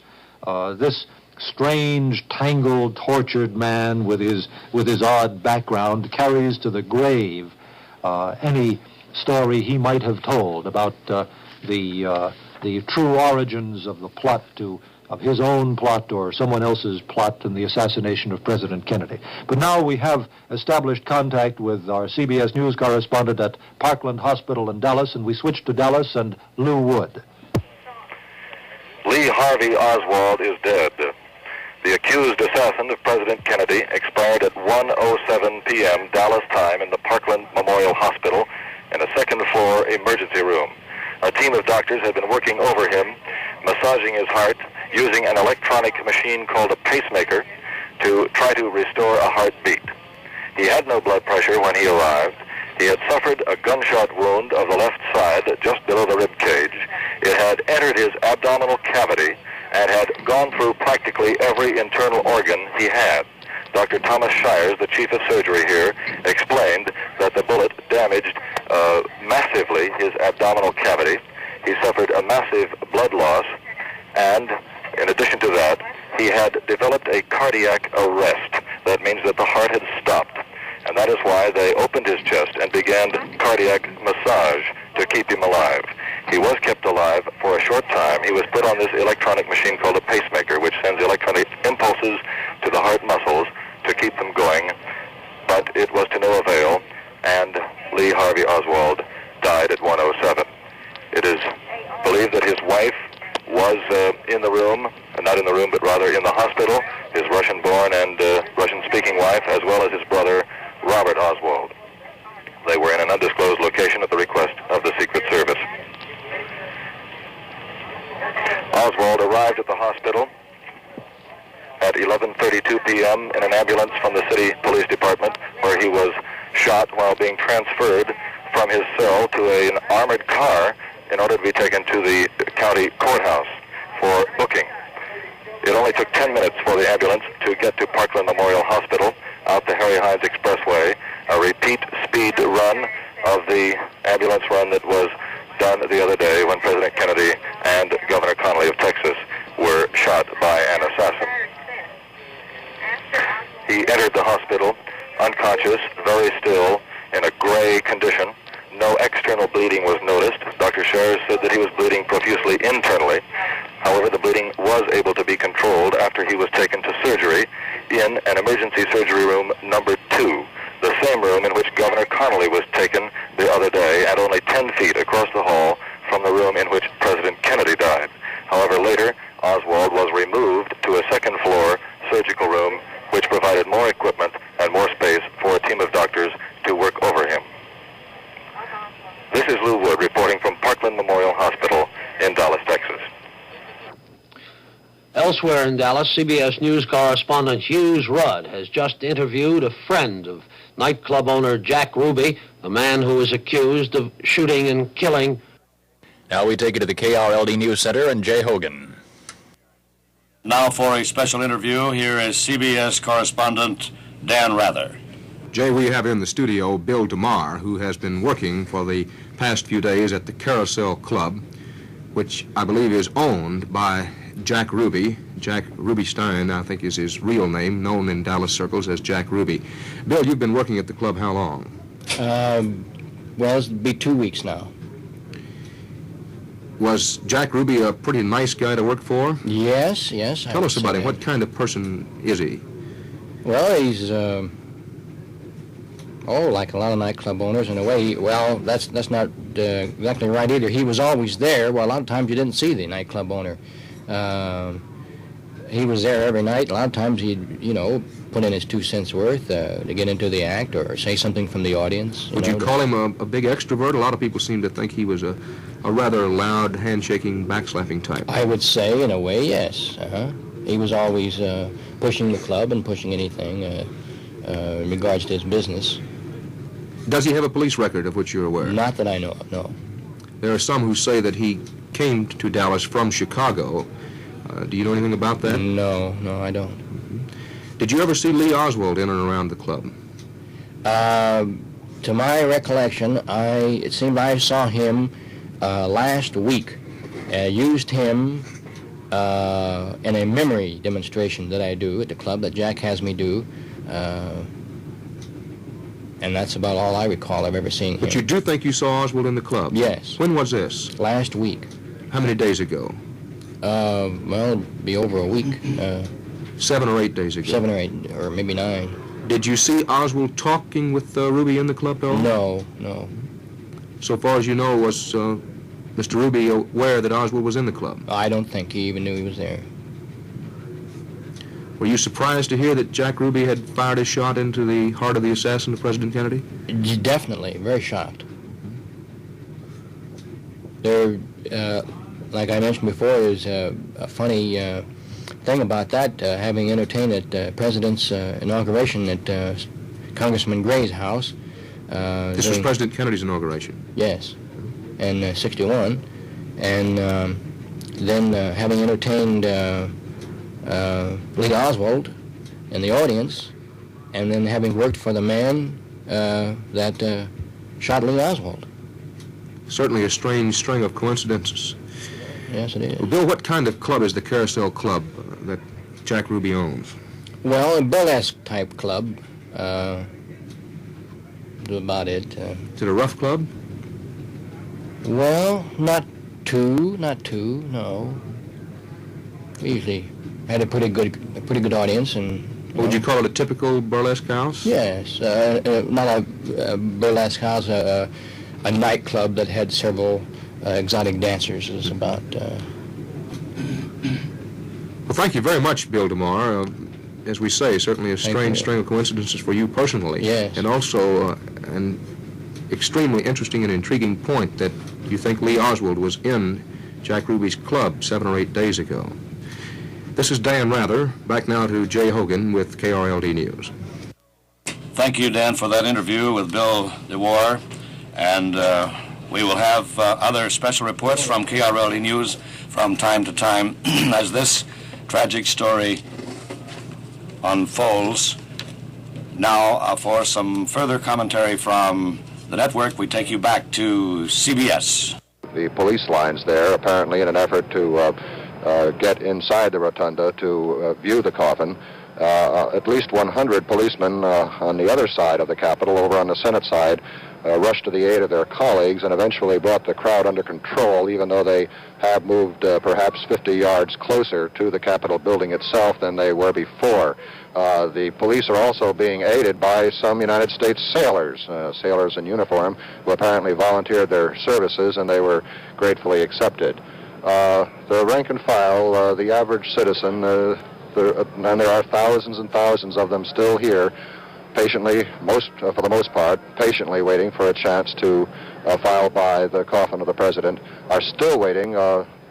Police and service lines have been formed, a double row for a long single file in which perhaps people could walk 5 or 6 abreast has been formed, but for some reason the thousands of people are still being kept back by police out at the other end of that funnel. Now, most of the rest of the people who had been visiting at the rotunda have left.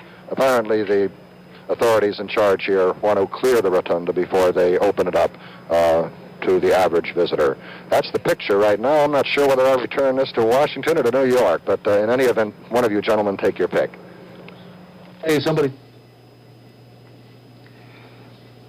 With Lee Harvey Oswald now dead in Parkland Hospital in Dallas, killed by a Dallas nightclub owner who was said to have brooded over the active assassination of President Kennedy in his city on Friday, the reasons, if indeed Lee Harvey Oswald was guilty of that crime, and the police in Dallas say that he was guilty beyond any doubt, the motivation for this act, the reasons that moved this very strange man will go to the grave with him.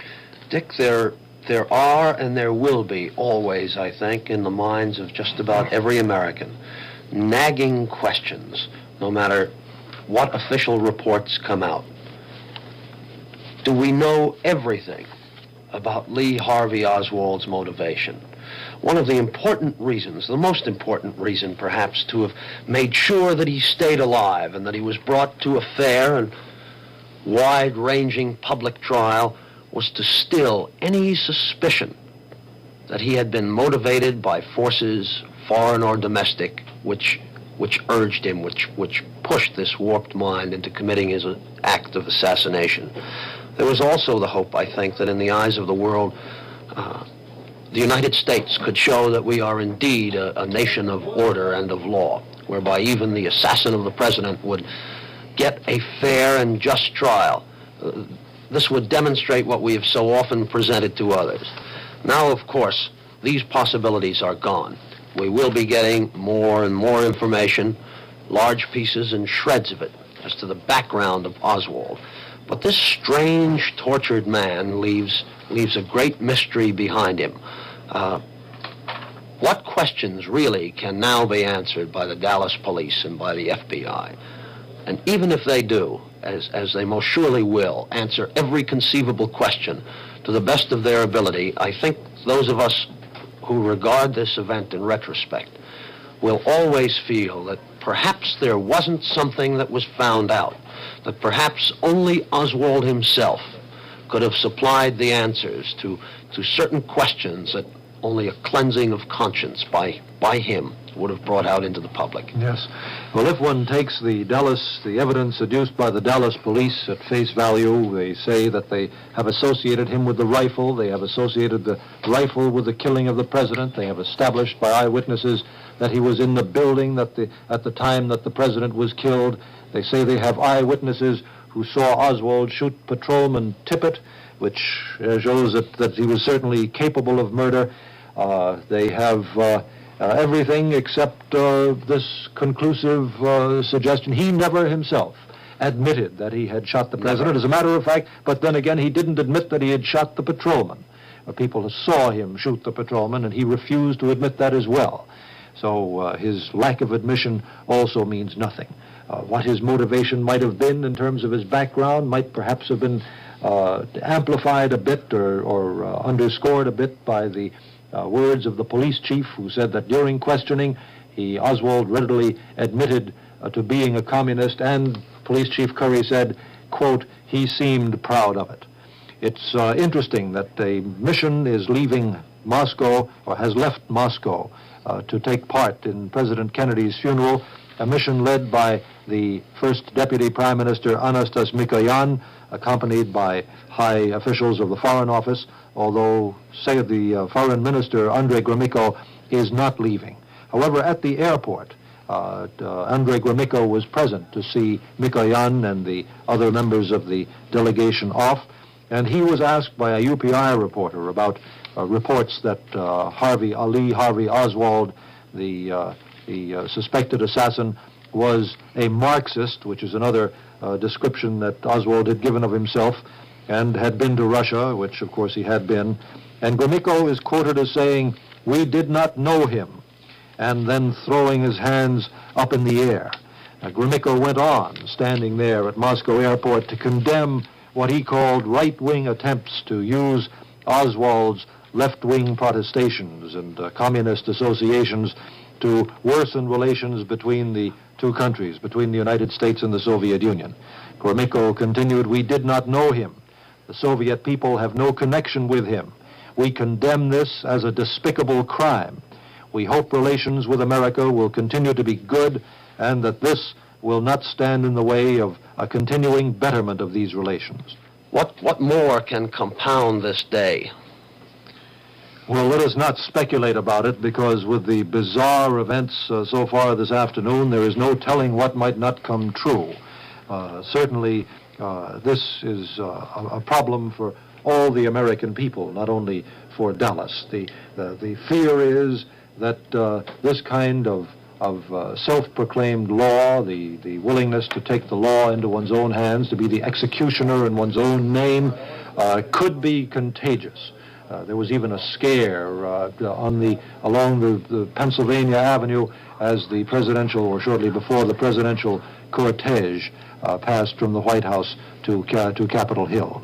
One knows that Every time there is an airplane disaster, there are always crackpots or people who seek publicity, who telephone bomb scares and the rest. And the one hope that one might express at this time is that people will take a firm hold on themselves and not be misled into seeking notoriety or to gratifying some craving for attention by indulging in any threat, let alone any action. There is one perhaps just slightly, relatively hopeful and positive note in this thing, that in Parkland Hospital still is the governor of Texas, John B. Connally, who is recovering from the shoulder and the chest wound that he received from the sniper who shot President Kennedy on Friday last. Somewhere lost in all of this is the story of the Dallas patrolman who was shot and killed the very same day the president was assassinated. This is a tragic story because the loss of this widow is as great as Mrs. Kennedy's, as great as the loss of any wife or mother who has lost a husband or a child in the service of her community, whether it's a city or whether it's the state or the country. Mrs. Marie Tippett is the widow of the policeman J.D. Tippett, who was slain by Oswald. This can be stated apparently with certainty on the basis of eyewitness. He was killed on Friday, just a few minutes after President Kennedy was killed, and Mrs. Tippett asked what would happen to her now and to her children, said, "I just don't know what we're going to do."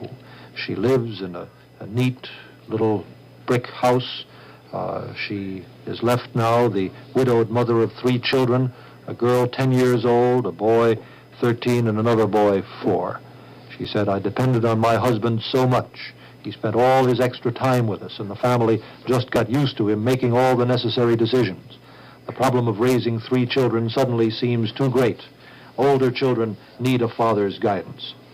Lieutenant Gerald Arenberg, the director of the National Police Hall of Fame, announced today that the Hall of Fame is establishing a fund for the widow of policeman Tippett.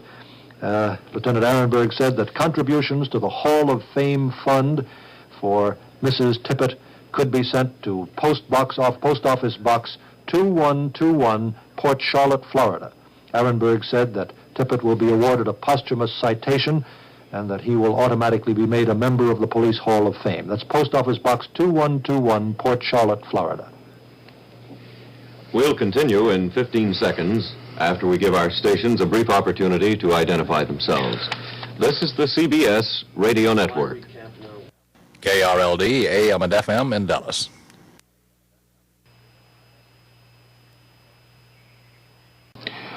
The latest from Dallas is that Police Chief Jesse Curry says that Jack Ruby will be charged with murder in the killing of Lee Oswald.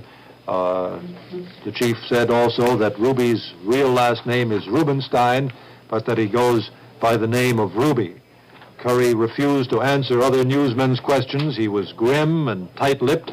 He refused to comment when newsmen asked whether he felt guilty because he announced the time when Oswald would be moved. Of course, here again, one has the example of a schedule being published in advance, and when a timetable is published of presidential movements or of the movements, as in this case, of a suspected man from one prison to another, when the time, even though the route wasn't announced, he certainly had to leave the building. He was then intercepted by Ruby and shot. But the police chief said that he did not feel any guilt on that matter, on the announcing the time that Oswald would be moved, asked how Ruby got inside the building, that is to say, just inside the entrance, where he then rushed up to the group of detectives escorting Oswald out of the building and shot him at point-blank range. Police Chief Curry refused to comment. Bob Trout has joined us in our CBS radio studio here. Bob, have you got any background or ideas on the development of this story and its implications? Well, Dick, I've been listening to you and Bernard Eisman since 9 o'clock this morning on this horrible but fascinating news day, as one sensation and shock has followed another, almost, you might say. No, I haven't any fresh ideas. But, of course, anything like this makes us all begin to speculate and ruminate, as you've been doing with Bernard Eisman so successfully during the day. It's a horrible thing, really, this killing of Oswald, in a quite different way, of course, from the dreadful event of last Friday, because I'm sure now there are many people who will insist that it's all been some sort of diabolical plot and that Oswald, they'll never believe that, or they'll never concede that Oswald really was the man who did the thing on Friday, don't you think? Well, the point is that everyone with an axe to grind, everyone with an interest, personal or political or otherwise in this case, will seize upon the death of Oswald and the silencing of probably the key witness, the key factor in the case, to substantiate his own belief. And Moscow Radio has reported the death of Oswald, the attempt on his life, and but however, without comment. I've just given a story from East Berlin that Communist East Germany charged point blank that, quote, ultra-reactionary circles instigated the president's death because they did not like his policy toward the Soviet Union and his attitude toward racists, asserting that officials in Dallas were preparing a phony trial. The East German Communist Party newspaper, the main organ Neues Deutschland, said in an editorial, quote, Texas is one of the strongholds of American reaction. It is no accident that the instigators of the murder chose the city of Dallas as their scene. And the paper said, and this is just along the lines of what we've just discussed, the paper said that reactionaries were seeking an American von der Lubbe to obliterate the tracks. Von der Lubbe, do you remember, was the Dutchman, the young Dutchman who was found in the Reichstag building, the Parliament building in Berlin in 1933, in February 1933, while it was burning, and whom the Nazis then tried and executed. He was a Dutch communist, a man of unstable, almost moronic qualities, and the Nazis used the burning of the Reichstag and von der Lubbe's presence in the Reichstag to justify outlawing the Communist Party in 1933 and embarking on a totalitarian course, sweeping aside the constitutional guarantees in the Weimar Republic. Now, obviously, the circumstances, these weird circumstances surrounding the death of the president and the death of Oswald now will give the communist propaganda mills a chance to grind out this line. And I am sure that communist propaganda, be it in Moscow, be it in East Berlin or in Cuba, will not stray very far from the line that President Kennedy was assassinated by right-wing reactionaries, and I'm sure that they will now say that Oswald was assassinated to cover up the tracks. Yeah, they were saying that when Oswald was still proclaiming proudly that he was a Marxist. They were saying, oh, no, it's really a rightist sort of thing. Now there's no way to get Oswald to answer again. Exactly. Bob, we now have a recording of CBS News correspondent Dan Rather's interview with Bill DeMar, an employee of the Carousel Club in Dallas. This is the striptease place which is owned by Jack Ruby, the man who is now being held accused of the killing of Lee Oswald. Here now is Dan Rather. In Dallas, with Lee Oswald, the man accused of assassinating President Kennedy, dead, the big question now is, what kind of man shot Lee Oswald, and why? We have in the studios of our affiliate station Krld here in Dallas, Bill DeMar, who is a nightclub MC, a comedian by profession. Bill worked in the nightclub owned by Jack Ruby. Jack Rubinstein is his real name, known in Dallas circles as Jack Ruby. Bill, how long had you been working at the Carousel Club owned by Jack Rubinstein? This time about 2 weeks. You had worked for him before, had you? 3 times before. This is my 4th time here. The Carousel Club is located right in downtown Dallas. What kind of place is it? Well, it's a nightclub that has about 5 or 6 exotic dancers and a small combo. Is it a pretty rough place? No. There's a lot of people that have said to me when they came up to me after shows or between shows that they liked the place because it was intimate. What kind of man is Jack Rubinstein? Well, if you know him, he's a pretty good type guy. He always treated me right, and we always got along real well. I consider him more of a friend than an employer. Is he an extrovert? Is he a handshaking, backslapping, rather loud type person? In a way, yes. Yes. Kind of impulsive. He'd change from one thing to the other. On times, do things, out of the clear blue. You say rather impulsive? At times. Could you give us an example of what you would consider some impulsive action? No, his mind is always working, always going, and he'd be possibly talking to you about one thing, and then all of a sudden he'd take off on something else. Is he married? No, he never has been, to my knowledge. It seems that he mentioned to me before. He's never married, doesn't drink, doesn't smoke. There have been some reports that he came to Dallas from Chicago. Do you know anything about that? No, I don't. Does he have a police record of which you're aware? Not that I know of. Did it surprise you when you heard this morning that he possibly fired the shots which wound up killing Lee Oswald? Definitely. I was very shocked and very saddened that Jack would even be involved. But I don't know, the fact that he had closed the club so definitely like he did, putting up a sign saying closed and taking the pictures out of the front of the club, and not calling me, just notifying me that he had closed. He had somebody else call, but I never got the message. Now, when was this? He called when to tell you the club was closed? He didn't call me. I see.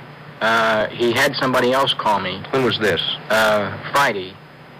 When I'd heard about the news of the president, I reluctantly got ready to go to work because I hadn't got the message that he had closed.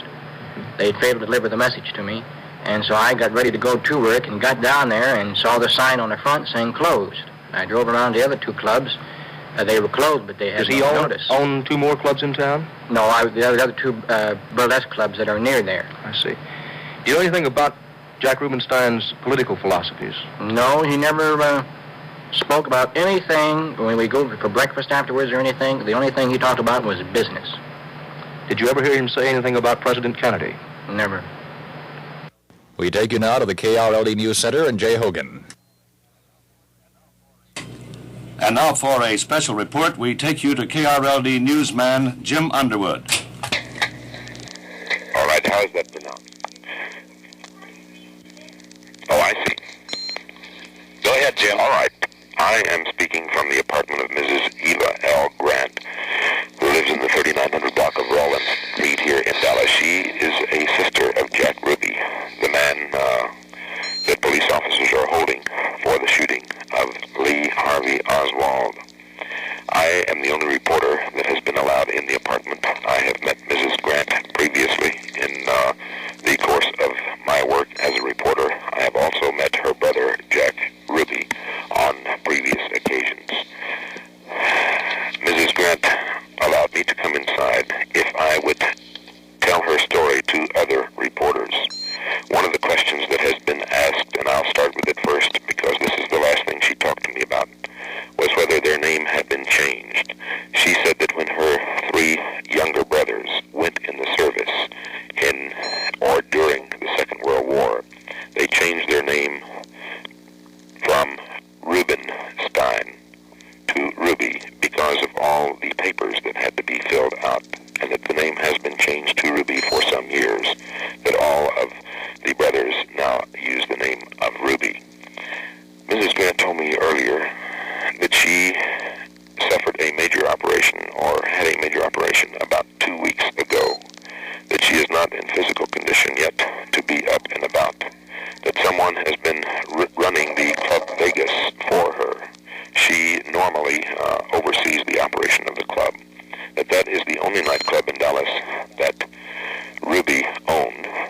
She also has said that she does not wish to submit to any interviews at this time from any of the press. In relating the events of Friday, the day the president was assassinated, Mrs. Grant said that she and her brother, upon hearing the news, became hysterical, that they were completely torn up by the news of the president's death. And she said, and I will give it to you in my quote, "I turned on my TV. She said, I like him," meaning the president. "He has so much charm. I had a crush on the guy." Then she said, "I turned it off to read the paper while the president was making his way to Dallas." She turned it back on and watched the scene at Dallas Love Field. And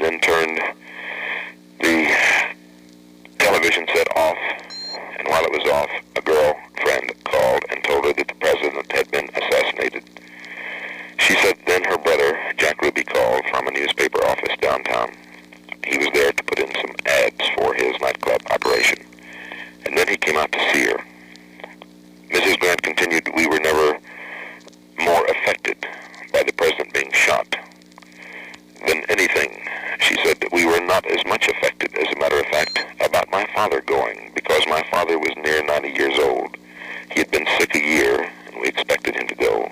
She said my father was no statesman. He was a builder, a little man. She said that Jack then closed his clubs, and Mrs. Grant went across the room and took a sheet from a newspaper. And she said, look at this sheet. All the other entertainment places in Dallas are open. But look at the ads Jack put in the paper. He has closed his clubs, and he is involved in the operation of the club carousel, but she says he owns only the Club Vegas. But she pointed out to me that he, of all the people who ran clubs in Dallas, was the only one to put in black-edged announcements that the club or clubs would be closed. She said the operation of the other club is part of a family operation. Mrs. Grant went on to tell me that when Jack was here on Friday, shortly after the assassination of the president, she said, I told him that don't worry, someone will shoot him. She said I meant some communist would shoot him. She does not explain why she made that statement. She said that several times, that she had told Jack, don't worry, he will never go to the chair. Some communist will shoot him. She said that Jack had moved to Dallas in the spring of 1948, and that he had been well-known and well-liked. She said they were a strict Orthodox Jewish family, that violence was not a part of their way of life. She said Jack must have gone out of his mind to shoot this man today. She said, listen, my heart hurts me. I know it's hard to believe. He really took it to heart, meaning Jack. She said at least 100 million people thought the same way. He was so affected by the president being shot. She said that Jack is never married. He's helped me. He's been nothing but a good man. And she said, I actually think he went out of his mind. She said that Jack mentioned on Friday, after the assassination of the president, look at Valachi. No one gets at him to kill him, but someone can get to the president of the United States and take his life. A little later this afternoon, Mrs. Grant talked to Captain Will Fritz at the Dallas Police Department, and she asked the captain how her brother was doing, if he had him in the office or where he was. She asked the captain if her brother wanted her to come and see him, and she asked the captain also if he would check with her brother to see whether Mrs. Grant should come downtown to see him. She said, would you advise me to come down? And then she waited a moment, and then she told Captain Fritz, you know yourself, nobody else could have gotten in that building, but all the boys down there know him. And she repeated to Captain Fritz, this is what I said yesterday. That guy will never go to the chair. Communists will get him. And then she paused a moment and told Captain Fritz, I don't know if I planted that in his mind. And finally she said, if there's any chance of you asking him if he wants me to come down, please give me a call.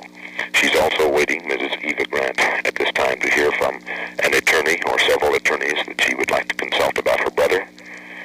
And in the meantime, newsmen are keeping a vigil down on the front lawn.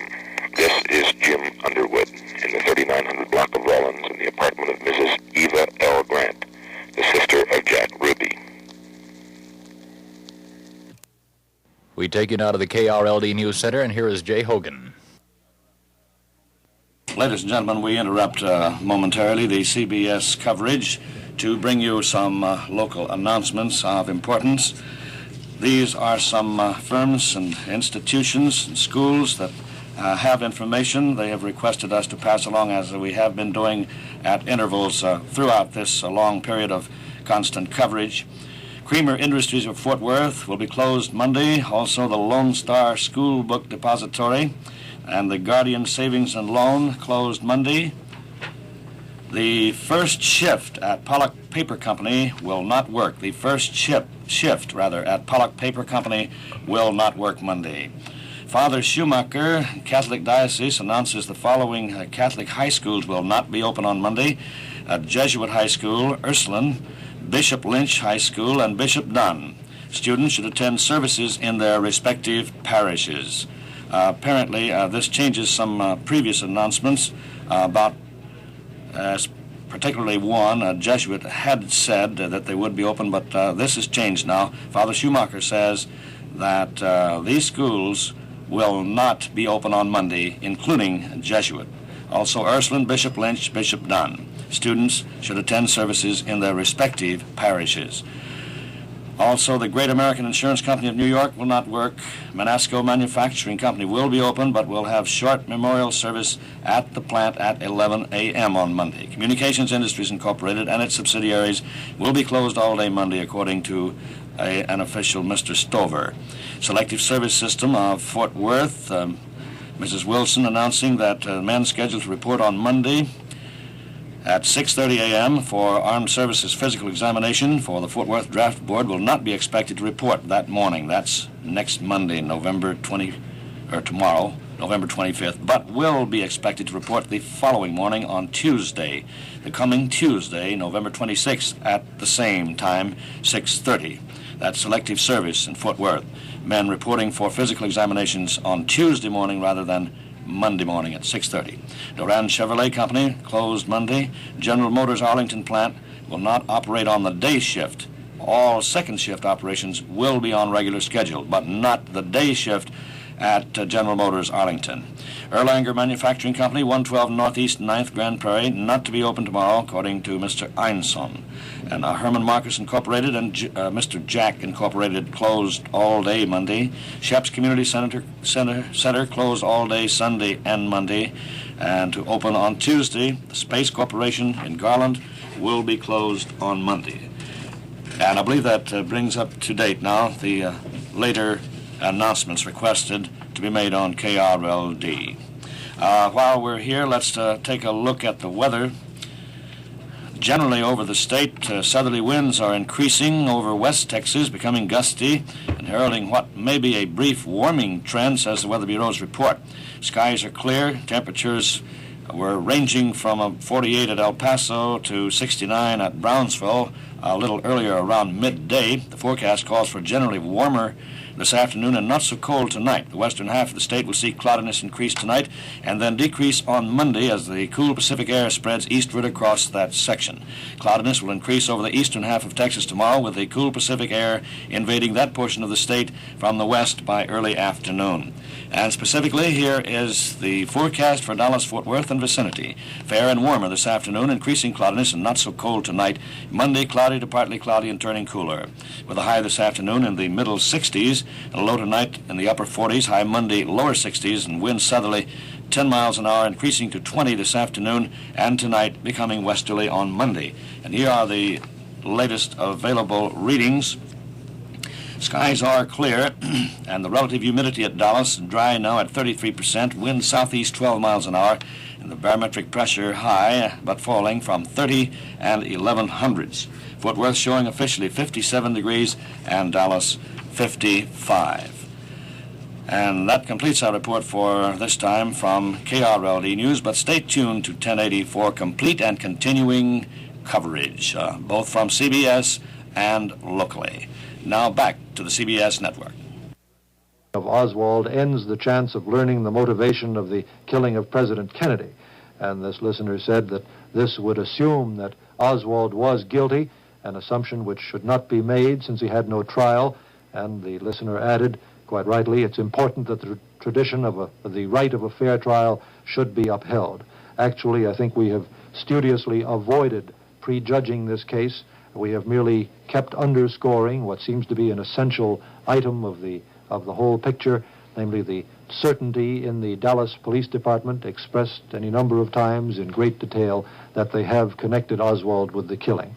We have, however, I don't think, ever referred to Oswald directly as the assassin, and certainly a reporter is in no position to put labels of guilt on anyone at all, even in a case which police themselves, perhaps for their own reasons, now describe as open and shut. However, the other point, this is a two-poled story in these days. One poll has been in Dallas, the other, of course, has been in Washington. And there, the President Kennedy's body is lying in Capitol Hill in the rotunda of the Capitol building, and we'll switch there now for a report from CBS News correspondent Wells Church. Well, Richard, this is a room in which Bob Trout has been many times. I heard you mention him a moment ago. Today, however, it's a rather sad scene with, as you said, the casket right in the middle of the rotunda, and what we might call, Mr. and Mrs. America going through here, and their children. There's every manner of man, woman, and child that you can think of going through here in a steady stream. Police that I've talked to here think that this will go on not only all today, but possibly all night long. Originally, the rule was to close up at 9 o'clock. But I've been told by those in charge that, of course, they will not close the doors as long as there's anyone who wants to go through this room to pay his or her last respects to John Kennedy. Actually, I had thought that the coffin would be open. It's not. It's closed. I'm sure that many of these people coming through thought that it would be.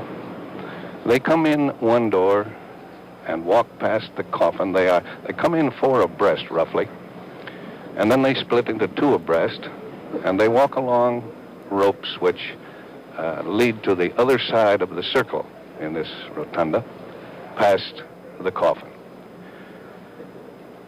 There are more Negroes than I had expected to see. I don't suppose that means anything, but it's the case. One Negro woman just a moment or two ago went by, and as she passed the bier, she burst into tears. And she was quieted by a white woman who was just ahead of her. Most people, or a good many of them at least, seem to want to take pictures. They're discouraged. I don't know why that is, but it holds up the line, I suppose. There are very few flowers in here. There have been many, many delivered that I've seen come in, but upon inquiry, I found out that they had no intention of leaving them here by the coffin or anywhere near it in this room. They took them out into the various anterooms, and there are stacks of them now. This being Washington, you see not only what are obviously Americans of one type or another, but you see a good many obvious foreign types. And incidentally, every 4 hours, it happened just about 15 minutes ago, they changed the guard. And it's a rather colorful scene. It's a slow, funereal march operation with the various honor men of the various services taking turns in guarding Mr. Kennedy. I've seen 2 large groups of nuns going by. They usually come in groups and go by in groups. And I've seen innumerable people with rosaries in hand as they go by the casket. There's no laughter here. It's a sad sight. Now we take you to the KRLD News Center, and here's Jay Hogan. For an emergency announcement, we take you now to KRLD newsman Steve Perringer at Love Field. Dallas police officers currently on the scene here at Love Field. It's understood from sketchy information, we have just arrived here at Love Field, that someone called the office of Dallas Mayor Earl Cabell and threatened his life. The mayor is currently at the airport waiting to take off for Washington to attend the funeral of President John F. Kennedy, who was assassinated here in Dallas Friday afternoon. From reports received thus far, someone apparently called the mayor's office and threatened his life. Police officers currently on the scene investigating. Stay tuned for further details first on KRLD News. Steve Trench reporting from Love Field. We turn you now to CBS. Stay tuned to KRLD 1080. In their whole attitude toward the President Franklin Roosevelt. Once a president is dead, they can then associate themselves with him by trying to take over his mantle. Do you remember, although Mr. Roosevelt, toward the end of his life, having... We take you now to the KRLD News Center, and here is Jay Hogan. We have a special report now from Love Field. KRLD newsman Steve Perringer reporting. Dallas police officers are currently searching a Braniff Electra aircraft here on the concourse at Love Field. Braniff Flight 110, an Electra service for Washington, is being searched by about 15 Dallas police officers at this time. The search was touched off after someone at Mayor Earl Cabell's office received a telephone threat saying that the mayor would be killed. The police sped here to Love Field and Branham officials said they thought it best to search the entire plane and all of the passengers' baggage. The baggage was taken off the plane. It's currently being searched here outside of Love Field by these police officers. It's interesting to note that one of the passengers on the Flight 110, which was scheduled to leave at 3:15 this afternoon, is astronaut John Glenn. He had no comment. The passengers that were supposed to leave on the plane were not told of the threat against Mayor Cabell. They were merely told that someone had made a telephone threat, and therefore Braniff officials were requesting that all the luggage and the plane be searched. The plane's currently being delayed while these officers continue the search. Mayor Cabell has not been seen by newsmen here at the airport. Stay tuned for further reports. Steve Fringe reporting from Love Field for KRLD News. Now we take you to Parkland Hospital, and here's KRLD newsman Wes Wise. The family of Lee Harvey Oswald has just left, apparently after viewing the body of the now deceased alleged assassin of President John F. Kennedy. As a group of newsmen numbering about 15 or 20 waited outside a special emergency entrance at the south end of Parkland Hospital, a large group of Secret Service men, about 10 or 12 in number, in 2 cars, drove up, the photographers and cameramen following close behind. The body of Lee Harvey Oswald lay inside, covered by a sheet, about 40 feet from the special emergency exit at Parkland Hospital. The brother of Lee Harvey Oswald was the first to emerge from the door, the sun shining brightly on a nippy afternoon in Dallas.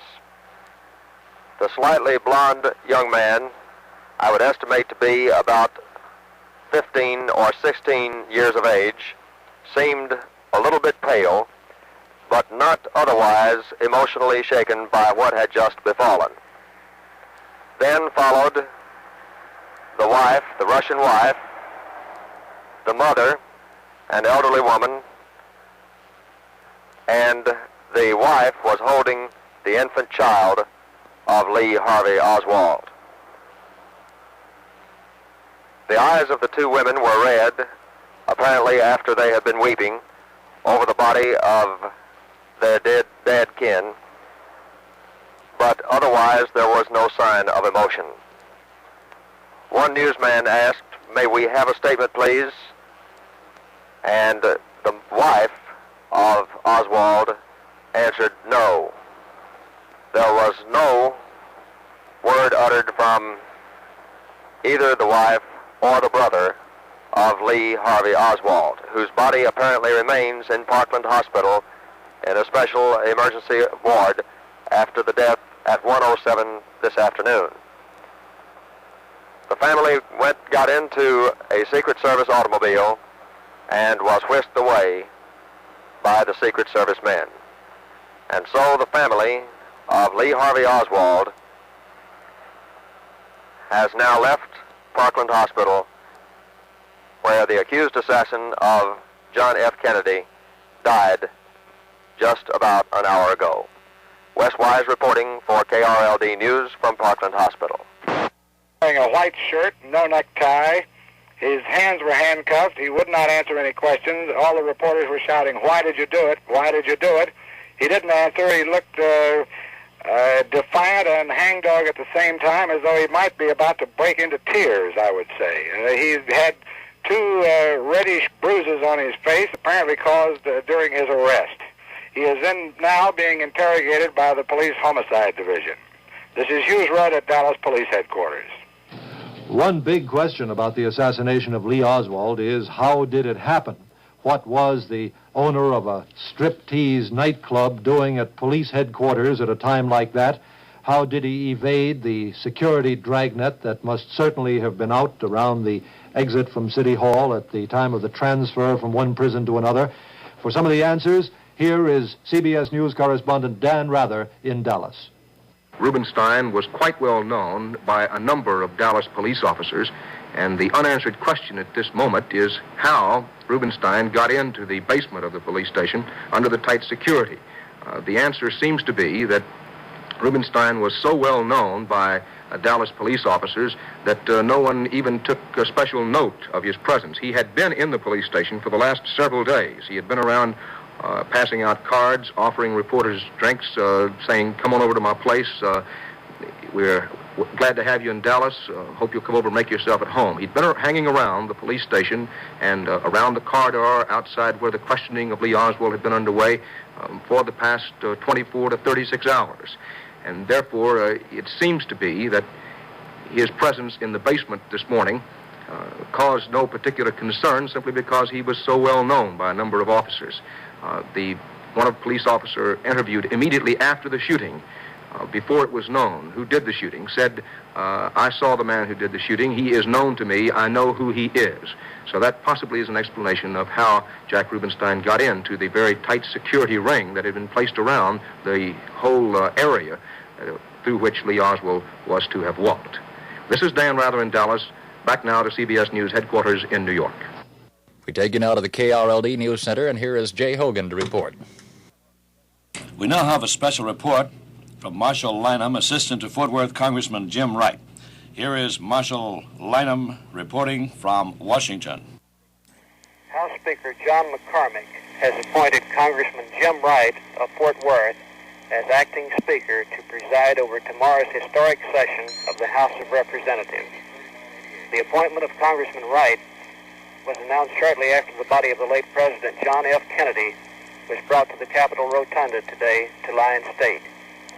It will be the congressman from Fort Worth who will step on to the Speaker's rostrum at 12 noon tomorrow to call the House to order. He then will ask the chaplain to offer prayer, lay out the business for the week, and preside over the adoption of the official resolution of mourning, the first such resolution since April of 1945, when President Franklin D. Roosevelt died. Congressman Wright will then announce the appointment of an official committee to represent the House at the funeral for the late President and to conduct such other business as may be appropriate.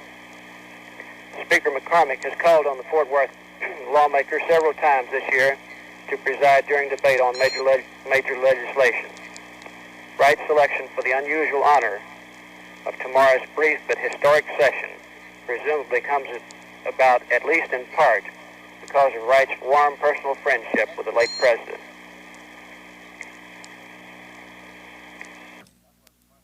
That was Marshall Lynham, assistant to Fort Worth Congressman Jim Wright, speaking from Washington, and with the announcement that Congressman Wright will be acting Speaker of the House. And that completes our reports for this time on KRLD News, as we return you now for some more commentary from CBS. Of course, it's in the great American tradition to bear arms. It's in the Constitution. And the right to hunt is a right which I think many American men would certainly protest being deprived of. But the rifle that shot the president was not a hunting rifle, really. You don't get a telescopic sight. There are a few places in the United States where you can hunt with that kind of a rifle. And to be able to buy it from a Chicago mail order house, sending in a false name as, on the order blank, to buy it for $12.98 and have it sent to you wherever you are, has struck a great many people with whom I've talked in the last 48 hours as being a little bit too much. Yes. You could tighten that up a lot without forbidding the sale of sporting rifles and guns. There certainly ought to be some way in which a licensing requirement was made or in which some legal authority was introduced. And now for a late report from Dallas Police Headquarters. We take you now to Bob Huffaker. Formal murder charges have been read against Jack Ruby, charging him with the murder of Lee Harvey Oswald. He's now being held without bond high above us on the 5th floor of Dallas City Hall Jail. Bond hearing will be held at some time in the future, totally unknown at this time. A short while before the formal charges were read, Captain Will Fritz, homicide captain, stepped out into the hall and told newsmen of the charges and that the case of Oswald and the presidential assassination was closed as far as he was concerned. He said that he still is certain, beyond a shadow of a doubt, that Oswald is, in fact, the man that murdered President John F. Kennedy. There's complete confusion still at City Hall among reporters who crowd around at the slightest provocation when anyone walks down the crowded hall upstairs on the 3rd floor in front of the homicide office. Security measures have been increased to the utmost here at the City Hall, and armed guards, police are standing at every entrance, every elevator.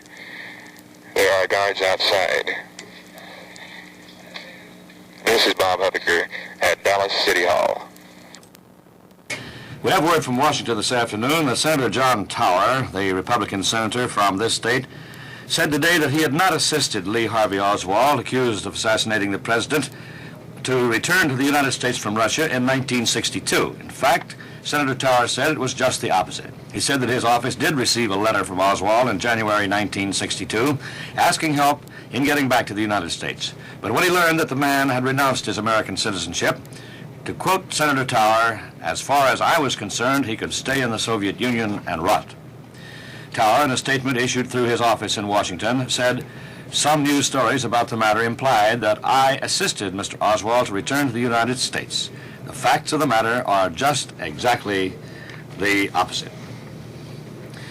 Late this afternoon on a report from Parkland Hospital, Governor Connolly is believed now to be out of danger. Here's the Sunday Pro Football, National Football League only.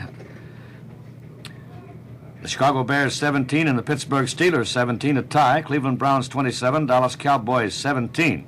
St. Louis Cardinals 24, New York Giants 17.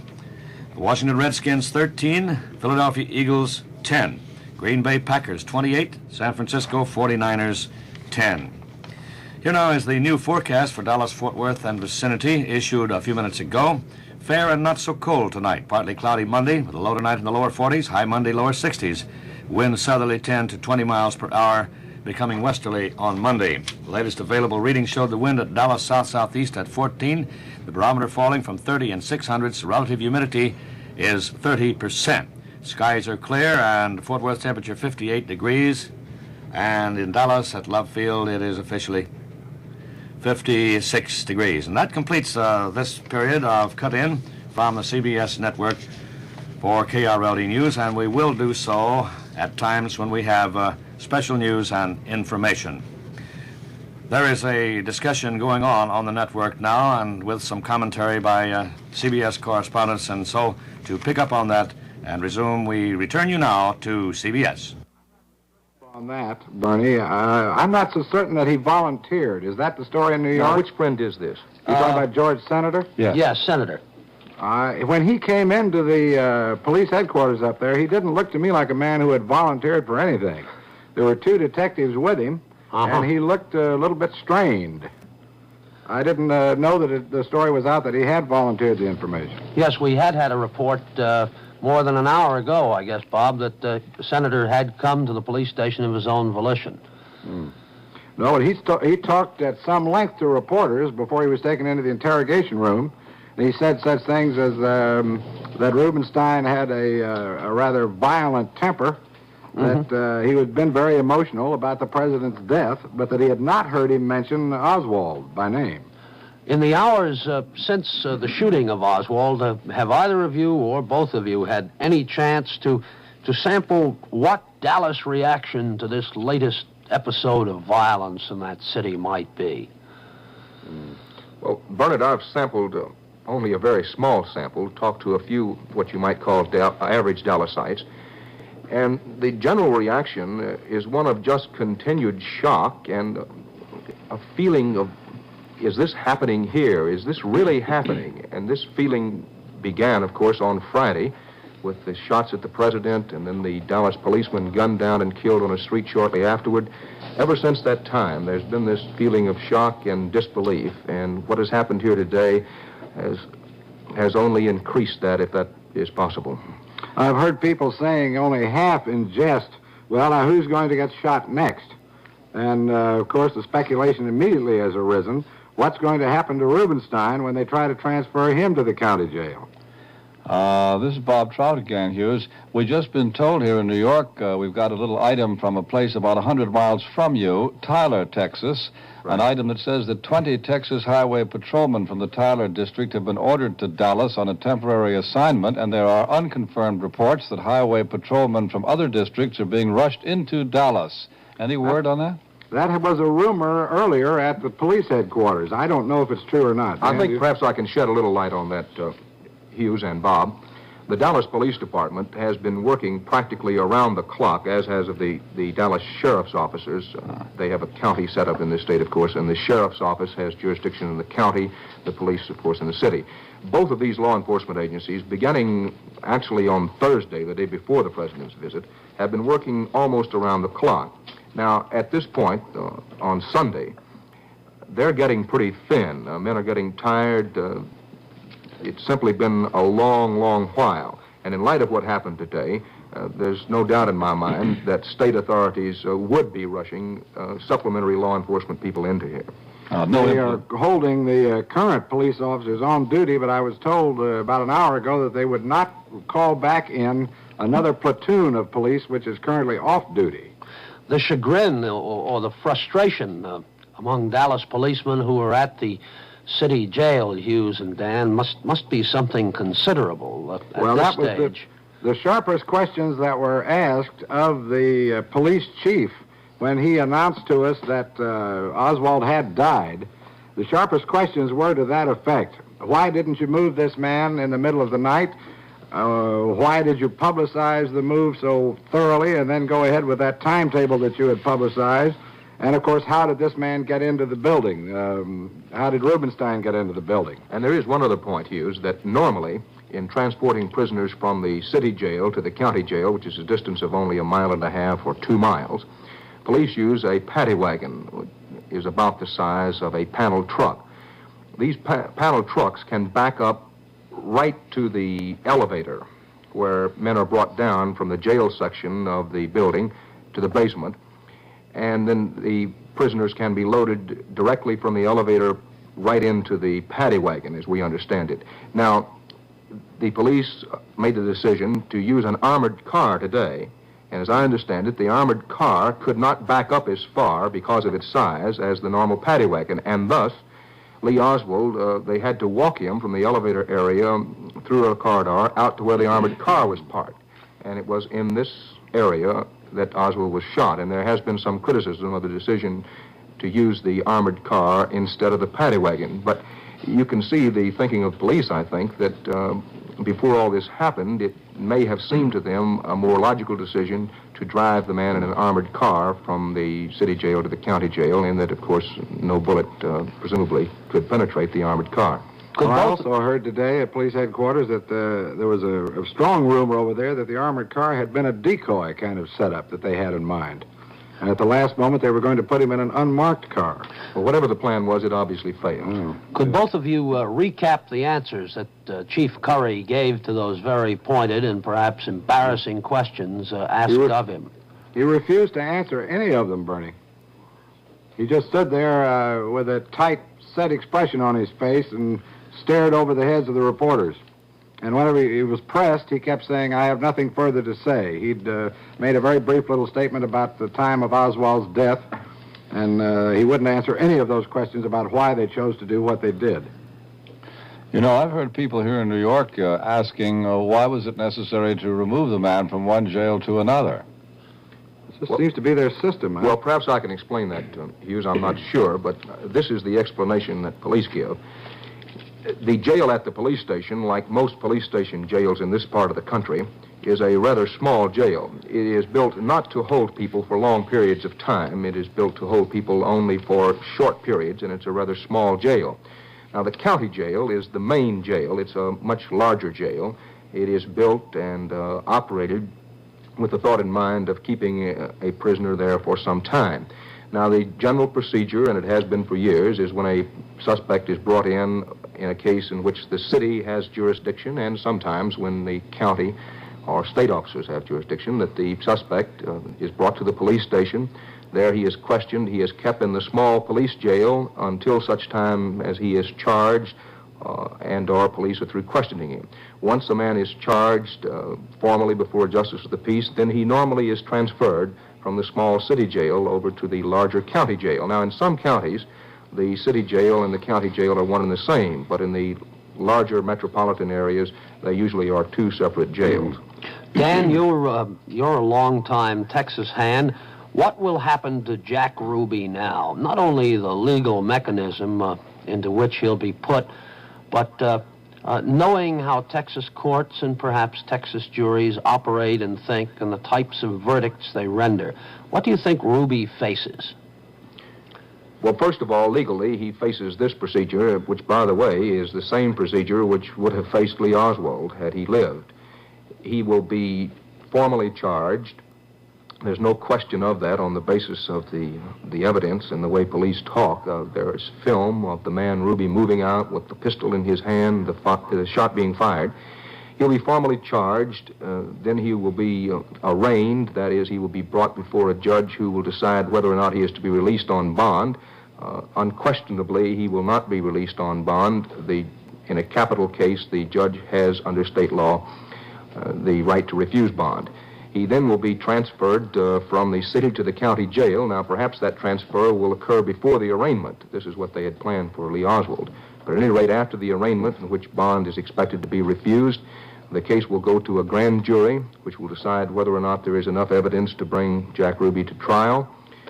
Again, in this case, the evidence would appear to be overwhelming. The grand jury, if they indict Jack Ruby, then the indictment is passed on to the courts of the state. It will be a district court to handle it, since it is a capital offense, and there will be a trial. It normally takes at least a month and a half, perhaps 2 months, from the time a grand jury indictment is issued until a man is tried. So it would appear that Jack Rubenstein's trial is likely to come up sometime after the first of the year, probably late January or early February. Now, Texas juries have traditionally, and this will not make me overly popular in the state, but it's a fact that Texas juries generally are more lenient than juries in some states. This is why I asked the question. Beg your pardon? This is why I asked the question. They traditionally have been more lenient in murder cases than juries in some other states. Now, perhaps a sociologist or a psychologist could explain this. It has something to do with the Western heritage and the business of everybody carrying a hog leg, that is, a pistol around. And by the way, the pistol laws in this state are rather loose. That, I'd have to say, is a matter of opinion, but it is shared by a number of legal authorities, that it's easy to buy a pistol in this state, it's easy to carry a pistol here. For example, one law still on the books prohibits the carrying of pistols only in your saddlebag. It's not against the law to carry one a lot of other places, but you can't carry one in your saddlebag. But despite this traditional history of being somewhat lenient in murder cases, I don't think in this case, if proper evidence is presented, that traditional leniency will have any bearing on the case. I might also point out that Henry Wade, who is the district attorney in Dallas County, has a record of 24 convictions in capital cases out of 24.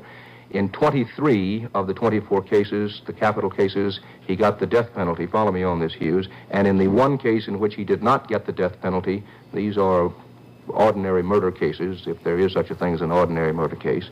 In the only case out of the 24 that he did not get the death penalty, the convicted person got the life sentence. Yes, that's my understanding. He's a tough, good district attorney. That opinion is shared by practically all of the law enforcement people in the state. And you feel that there is the determination there to prosecute Jack Ruby to the full extent of the law? Oh, there's no question about that. And well, certainly, you could never, I can't believe that you could have gotten a jury of 12 men or men and women who had not been prejudiced in advance about the Oswald murder. Now, this problem isn't nearly as great now, do you think, Dan? No, I don't think so. There was some question, by the way. A lot of people were confused in the Oswald case about that the federal government was going to try Oswald. As we pointed out before, there is no federal law against killing the president or anyone else. It was a state law that was violated, the law against murder in the state of Texas. It was the state of Texas' responsibility to try Oswald. Now, Oswald, had he been brought to trial, would have had the right to ask for a change of venue. That is, he could have claimed that in this county, Dallas County, that it was unlikely to find an unprejudiced jury, and a judge could have moved the case to some other county. Hughes's point is that wherever you tried to try Oswald, had he lived, that it would have been, in Hughes's opinion, practically impossible to get an unprejudiced jury, and he may have a point. Now, in light of today's events, it's a moot point. I do agree that in the case of Rubenstein, that it is highly likely that you could find a jury that was not prejudiced in the case, that is, hadn't heard too much about it. It may be and that they will try to get a change of venue out of Dallas County under the circumstances, but that's a matter for conjecture considerably in the future. Had you heard that a Republican Representative Richard Swiker of Pennsylvania today says that he's going to introduce legislation making it a federal offense to kill, assault, or plot to harm the president? No, I have not heard that. Yes, he points out something that most of us, I think, don't know, that already under the law, lots of lesser officials, if we can call them that, are covered by federal statutes, including United States attorneys, federal judges, and U.S. marshals, and even employees of the Department of the Interior and Department of Agriculture in Washington. But somehow the president got left out of the legislation.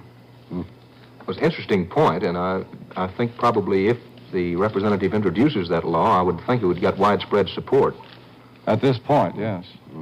There's one curious thing about Rubenstein. While he was hanging around police headquarters yesterday, he was handing out little business cards for his nightclub, the Carousel Club, and asking all the reporters to come out and have a drink and see the show and that kind of thing.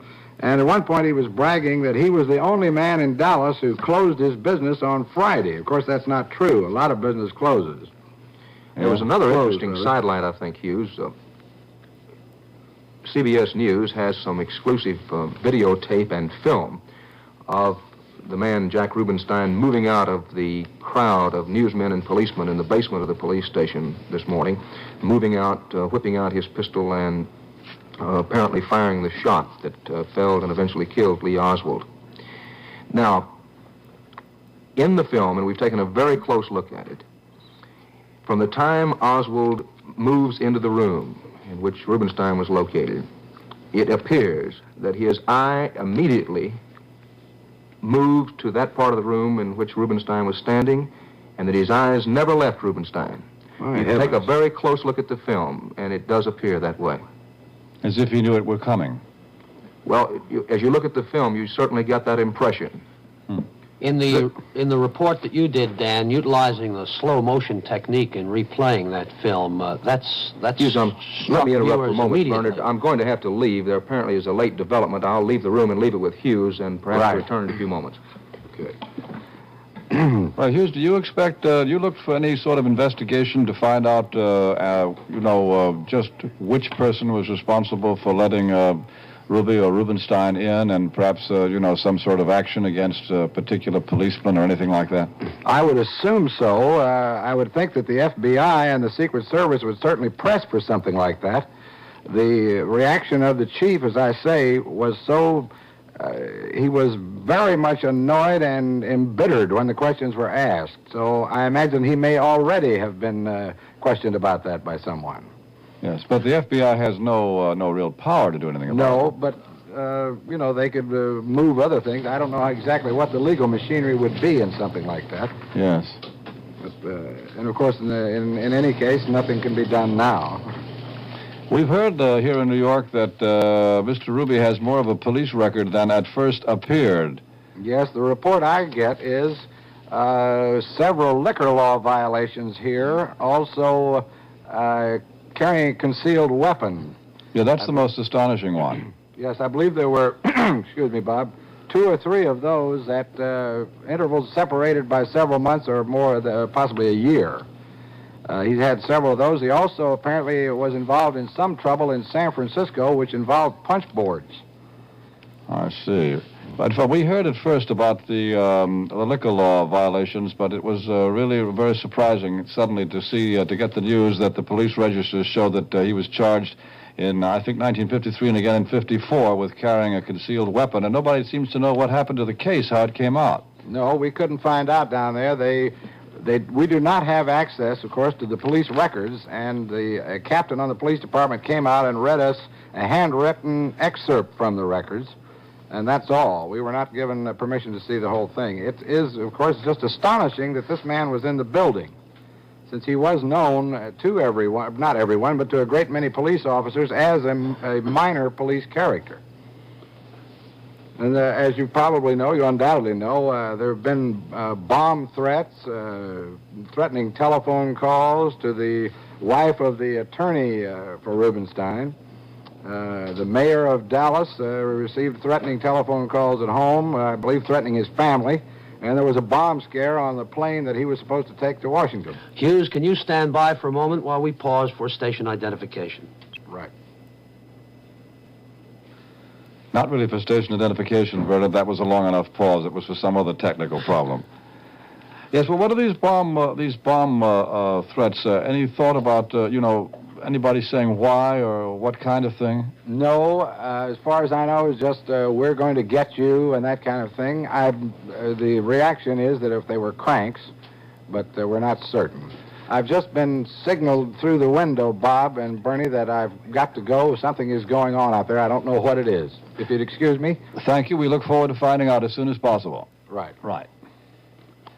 Well, it's Bernard Eisman and I, Bob Trout, have been here in New York talking to our correspondents, Hughes Rudd and Dan Rather, who are in Dallas, and Dan Rather left when he got word that something was up, and then, as we heard, Hughes Rudd also was called away because some new development apparently is about to be revealed, and we, of course, look forward to hearing what it is and telling our audience about it as soon as we find out.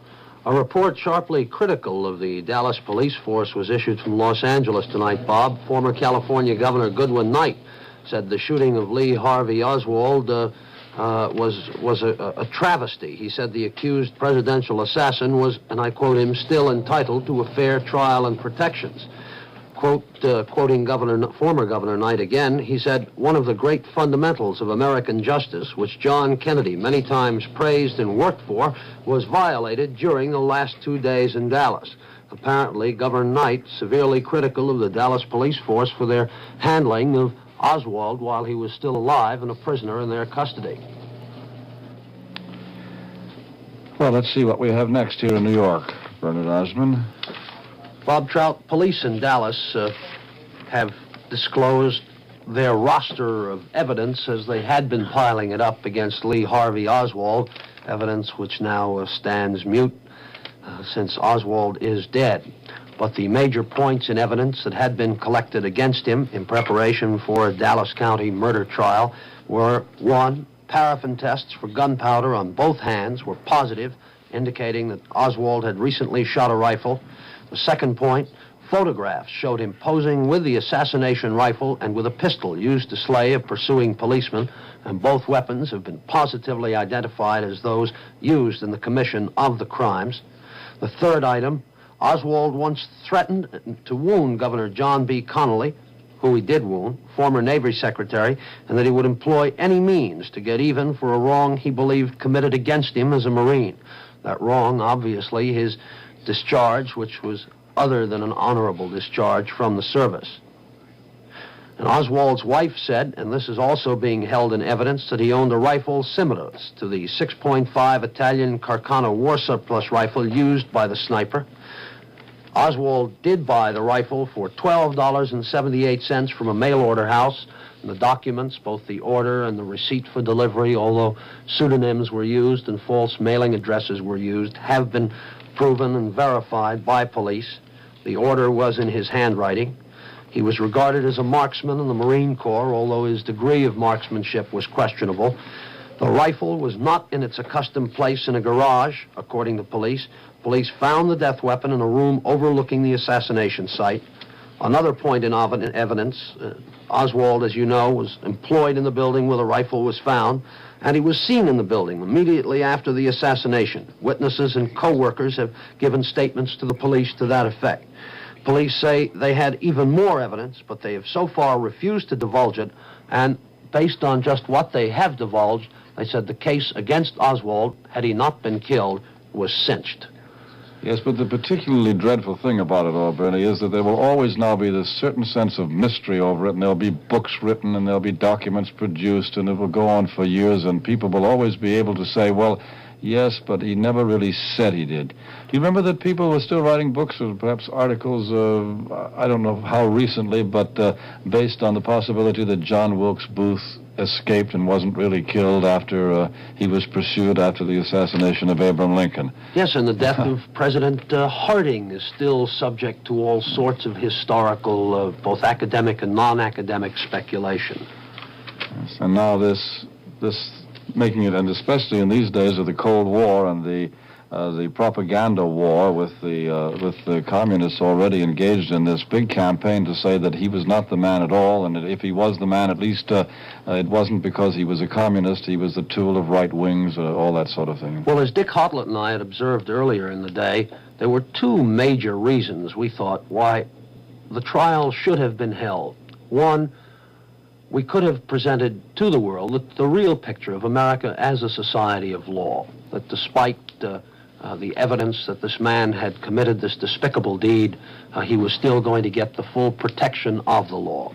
And the second point was, as you have just made, that unless all of the evidence, every conceivable piece of evidence had been presented, and perhaps eventually a confession by Oswald, if he indeed was guilty, as the evidence seems to indicate, then this would have removed for all time the feeling of mystery that surrounds the case. The loose ends, no matter real or imagined, would have been tied up, and all speculation would have been stilled once and for all.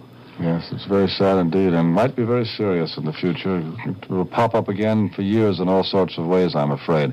We've been told that we can talk with our CBS News correspondent, Wells Church, who is in the rotunda of the Capitol in Washington, where the body of the late president has been lying in state now these many hours. So why don't we call in Wells Church? Yes, Bob. I'm here in the rotunda. Well, you've had a very grim assignment today, Ted. Yes, I have. You've been in this room a good many times. You know pretty much what it looks like.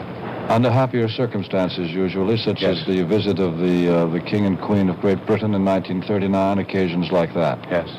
I'm on the north side of the room, and the plain, ordinary Americans are coming in from the right, from the east door, and going to the west door and out. As a matter of fact, I went out and walked around the Capitol, particularly the plaza, a little while ago, to see if I couldn't get an idea of how many people are here. And I was frankly astonished, Bob, at the number of people that are pouring into Capitol Plaza from every street that you can think of around here.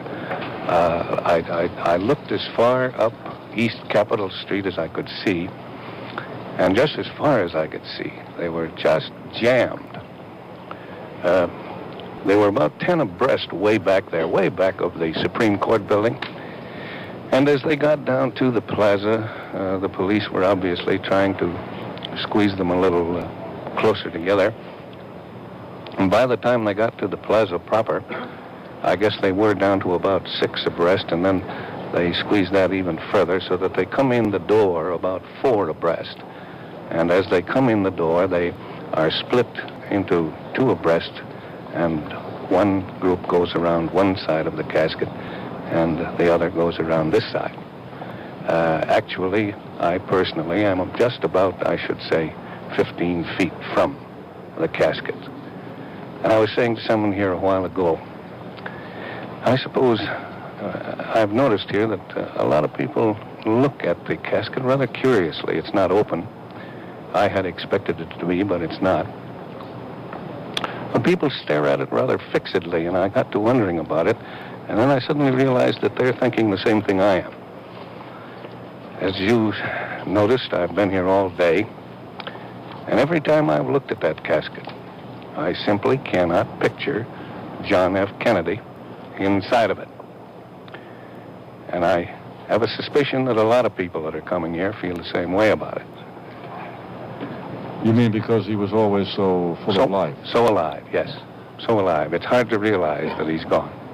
Ted, the silence in the room, in the rotunda from where you're reporting, sounds as though it's the most formidable silence imaginable. Is this the general reaction on the part of people? This, as you know, too, is a high room. It's 85 feet across, and it's 100 and something high. And any such size room has a sort of a high, hollow sound to it. And it intensifies the silence here. And about all you can hear, if I would keep still, would be the shuffle of feet as the people go by, sometimes the click of a high heel.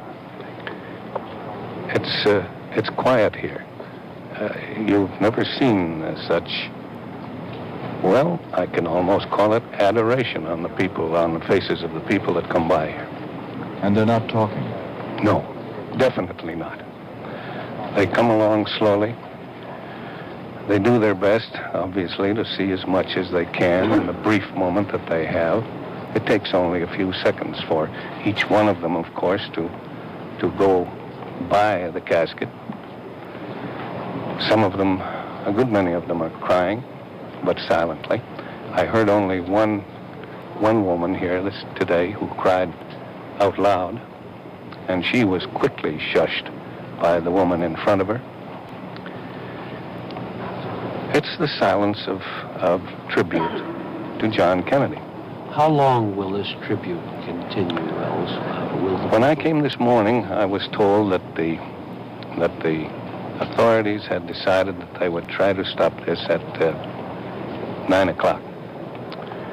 Well, much later on, I was told that that's impossible. As long as there are people out there, they're going to keep these doors open. And my own guess, it'll be going on until the wee small hours of the morning. Let me tell you 2 or 3 little things that I've seen here that will surprise you. I've seen 2 blind people go by. One was a man, one was a woman. You would wonder why a blind person would want to come through here. And yet, it could be nothing but they wanted to pay their respects.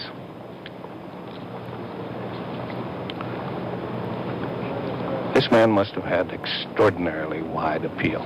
Surely that's why he was elected. People come here with their children, with their babies in arms. Old people that can just hobble along. Every conceivable kind of a human being that you can think of is here.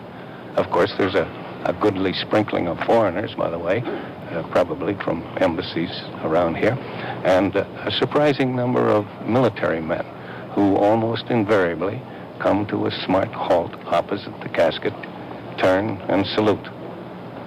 I haven't seen a civilian male with a hat on. The military men keep their hats on. I've seen dozens of women, so many of them with black mantillas. There's I don't know whether I mentioned it before, but there's almost a religious air about this thing, as though this were a church. That's the impression you get. Well, Ted, after it ends tonight, sometime after midnight probably, as you were saying, will there be more viewing tomorrow morning, or is it all finished tonight? And they don't, I think there's more viewing tomorrow. The body is not scheduled to be taken from here until, I think it's tomorrow noon. I'm not sure at the moment. Yes. I'm sorry. It started shortly after 2 o'clock your time, and it's now about 6:25. In other words, it's been going on more than 4 hours now already. Yes, and there has not been a break of a moment, not a single moment of break. And I'm positive that although I was out there perhaps 25 minutes ago, at 11 o'clock I'm told the body's to be removed from here. Tomorrow morning?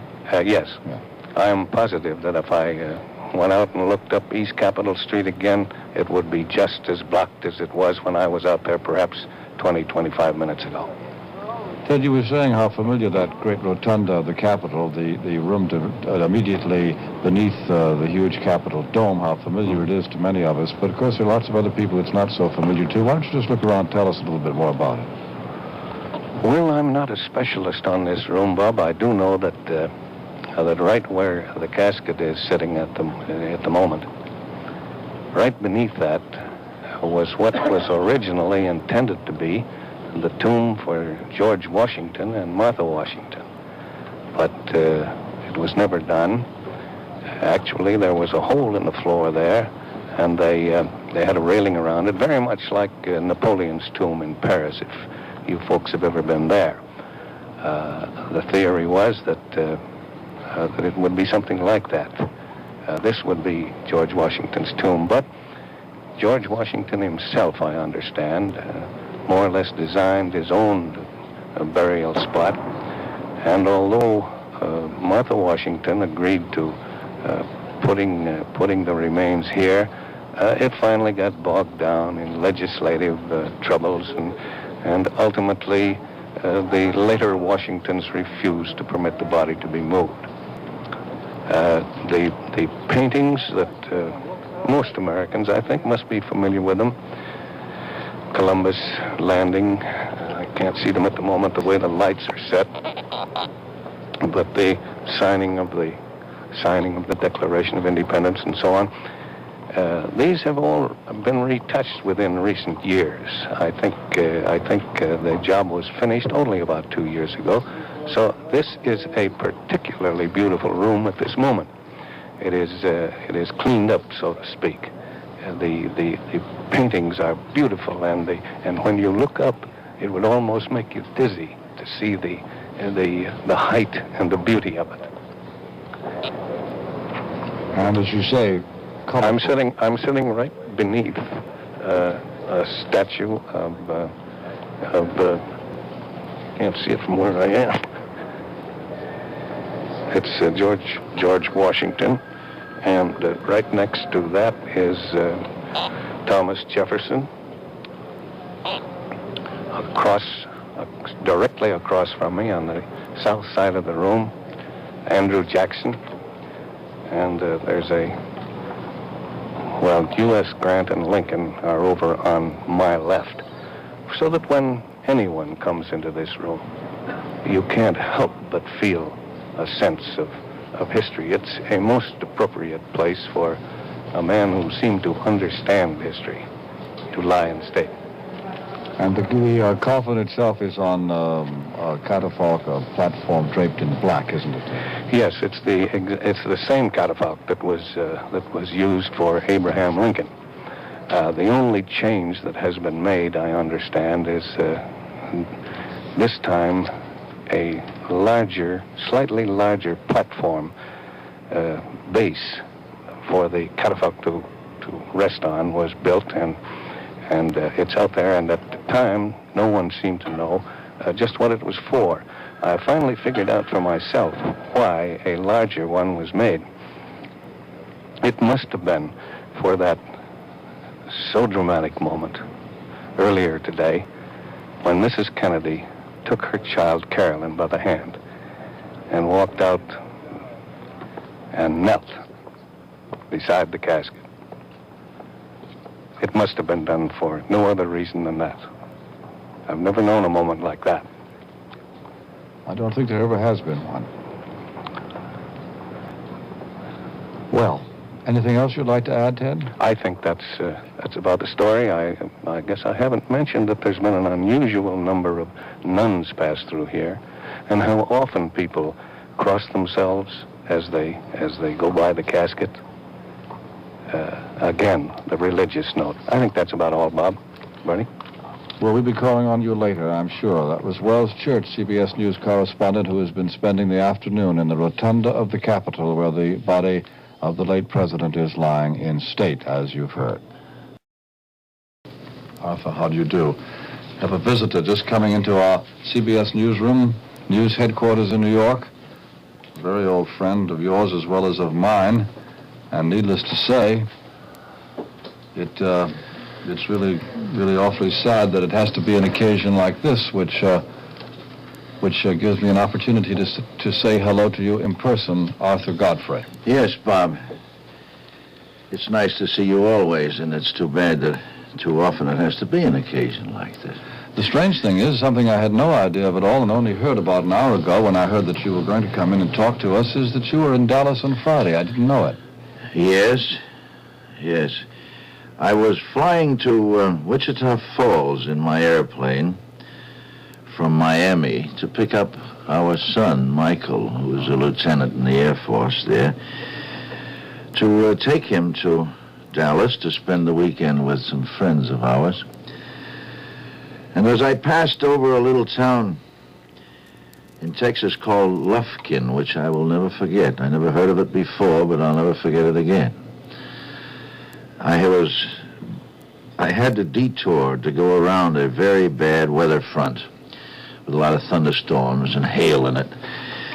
And I was talking to Lufkin about that weather, and when he said, incidentally, you've heard the tragic news, haven't you? And I said, no, what news? I'd been flying since 9 o'clock in the morning, you see. Yes. And he said, the president. And a funny thing, immediately, the thought that came to mind was, oh, good Lord, the helicopter or something. And I said, what happened? And he told me. And I never completed that conversation, Bob. I have to admit that the shock was so great that I just sat there in complete silence. I just couldn't. My co-pilot didn't know for half an hour what had happened. I couldn't tell him. Did you? Oh, sorry. The shock was so great, and I had only met our young president once. I have known his brother, the Attorney General, much more intimately than I knew him, but it wouldn't make any difference if I'd never met him. But that young, wonderful man, whether or not you agreed with his politics, to be taken in this way was just too much. Fantastic. Horrible. As we were saying a moment before you came in, Bernard Eisman and I, really, it's only today that we're really beginning to believe it and get used to the idea. Did you go on flying the plane? Yes. Oh, yes. I had to.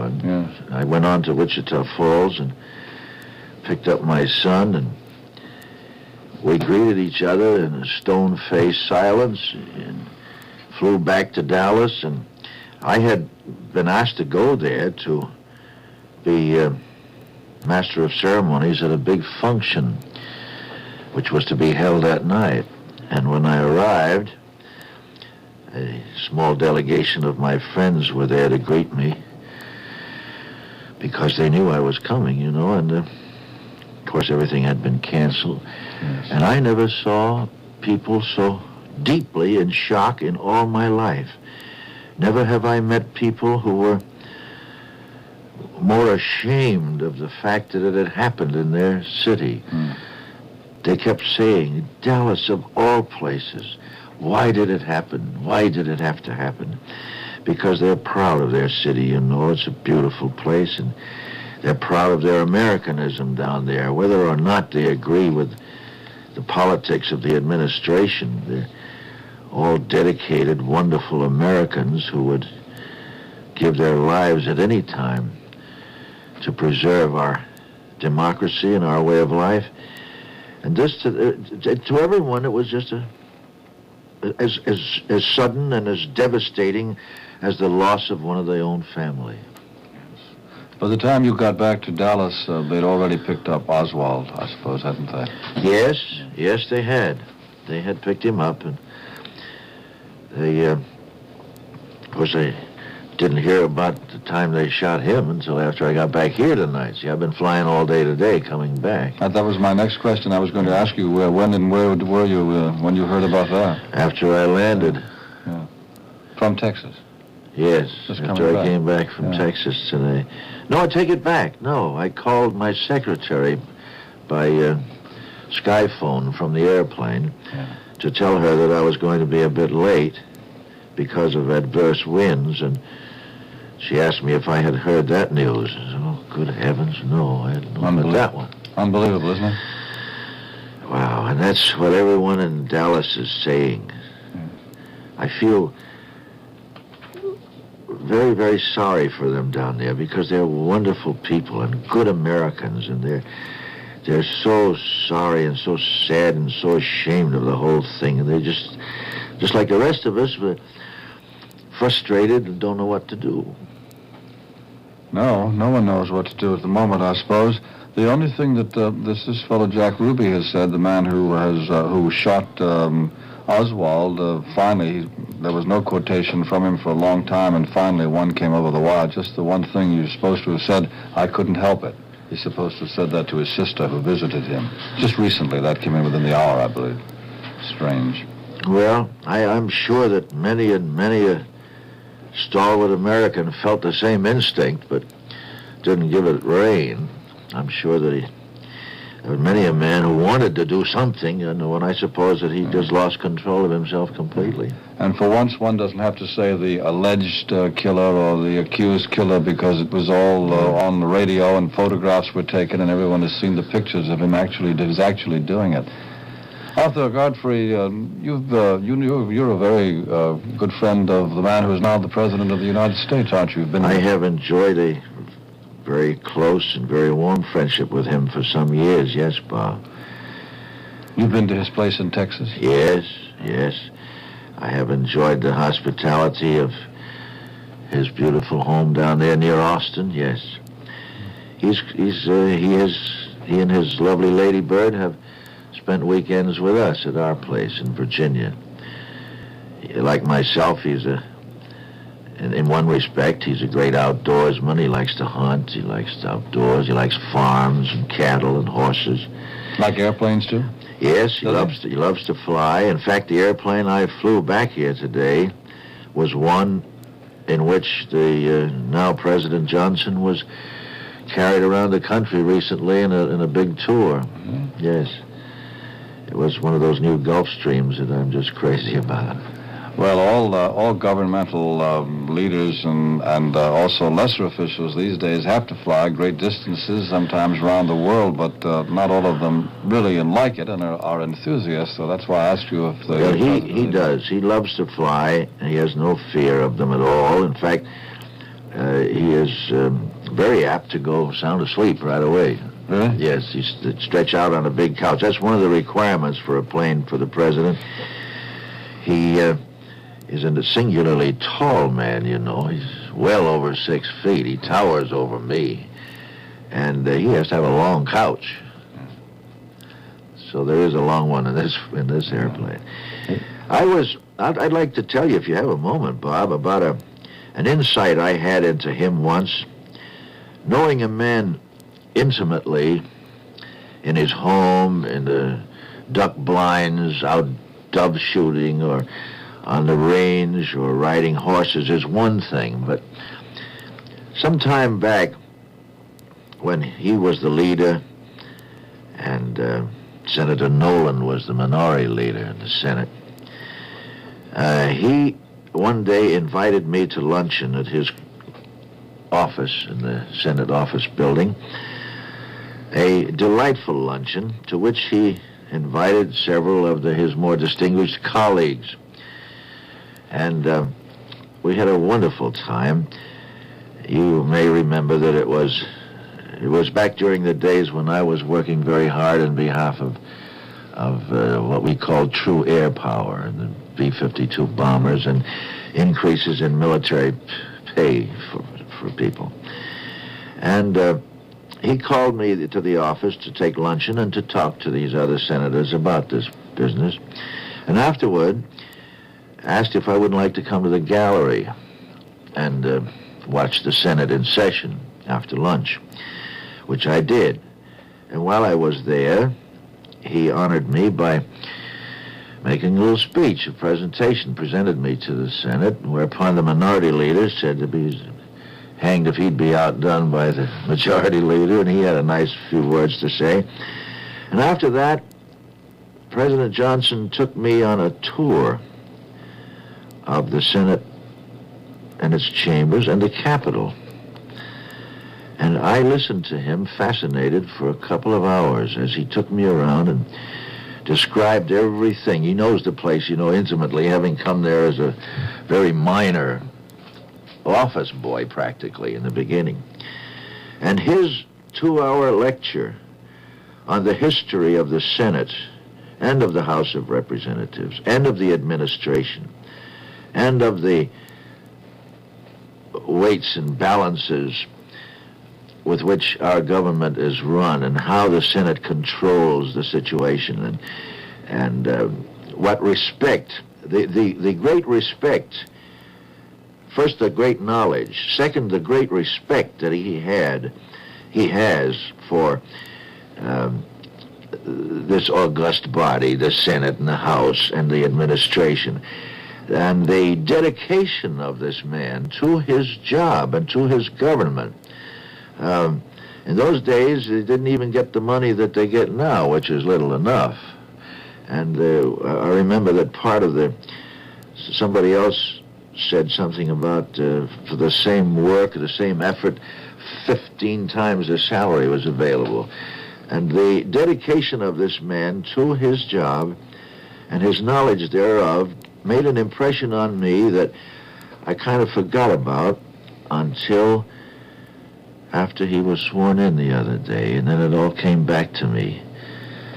And I thought of him and his dedication that day and his knowledge of his job, and thought once again how sometimes it seems that the hand of Providence forgets in one way, but then on the other side it provides us with often very good omens. And this man I found, you probably know as well as I, Bob, that in his own state, in the last 2 or 3 years, he wasn't the most popular man in the world. But I want you to know that every Texan I talked to in the last 3 days, to a man, wrote him a letter, sent him a wire, giving them their blessing and their backing and their desire to see him make good and the prayer that he would. That's very interesting. Very interesting, Arthur Godfrey. You probably remember, I don't remember the year, but you perhaps remember this, and I remember being in this same newsroom when Lyndon Johnson was first running for the Senate. And as I recall, the result was so close that it was about 4 or 5 days after the election before we finally got I think it was about 54 votes out of the whole. Yes. And he was then known for a while facetiously as Landslide Lyndon, because he got in by the narrowest margin anyone could ever remember in the Senate. He just barely got in. There never was a man who knew his job better. I'll say that. And oftentimes when shouldered with responsibility like this, the real qualities in a man come out, and he has a good 6 months in which to show us. It just might be. Yes, I sure am praying for him, because personally he's a great friend, and I'd love to see him make good. I'm sure the whole country hopes that he will make good, entirely aside from politics at this point, Arthur. Of course, now he's out of Congress forever, I suppose. In the early days of the country, occasionally a former president would return to Congress, and it's been suggested that they might do it again, but nobody ever really has since way back more than 100 years ago.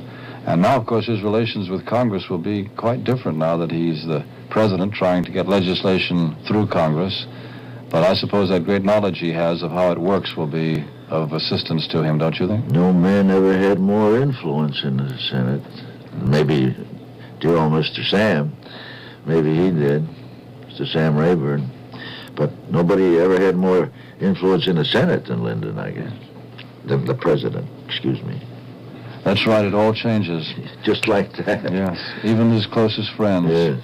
Not only this president, but any president. People who before might have said Al or Bob or Joe, the next day they say Mr. President. And Lady Bird becomes the first lady, and a lovely, gracious one she'll make, too. She has served him well all these years, and preparing herself for this office. But the style will be very different, won't it, in a way? Yes. Oh, yes. It will change. But I don't think the policies will, particularly at first, do you? I don't think so, because Mr. Johnson certainly was a loyal supporter of Mr. Kennedy's. Yes. I never heard of him disagreeing with him. I don't know. Everybody wonders, there's speculation, will there be changes and so forth, but at first, at least, it just seems to be impossible that there will. There's one thing about our new president, even in the confines and the secret inner sanctum of his closest friends, he didn't discuss that kind of thing. The business of the administration, he just didn't discuss it. And you would be in very bad order if you brought it up. Yes. It's interesting, too. That says something about a man, because some people, with the best will in the world, just might find it impossible not to say something once in a while, Well, that, again, is that sense of duty I spoke of, that dedication that I know several men in the government like that, and he is among the greatest of them. Just never will discuss it, except with the proper parties. Well, it certainly is interesting, Arthur Godfrey, to get that kind of insight into the new president, to get the view of someone who's known him as you've known him, with no thought that he was going to occupy the office to which he has so suddenly been called. I was going to say that, Bob. Just think, up until Friday morning, the last man in the United States who ever dreamed he'd be president was L.B. Johnson. Yeah. My. Strange. Well, anything that you would like to add, Arthur? No, I'm very honored that you asked me to come down, Bob, to talk with you. I wish I knew more to tell you. Only thing I can say is to reiterate is the obvious shock and grief of those folks in Dallas, Texas. The people with whom I spent the weekend have been far from what's called enthusiastic supporters of this administration, but I never saw people more grief-stricken in my life, more ashamed. They'd give all they own if they could undo it. Yes. And so would we all. And our heartfelt sympathy to that lovely, lovely woman and those two beautiful children.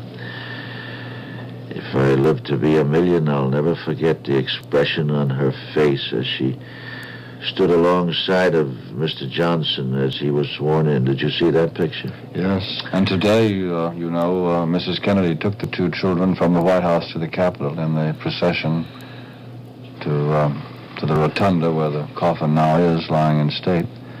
And I don't know whether you've heard that tomorrow she's going to walk from the White House to the cathedral. Had you heard that? Mrs. Kennedy, yes. She's going to walk. The procession will stop at the White House and she will come out and go on foot to the church. She's very capable of it. Yeah.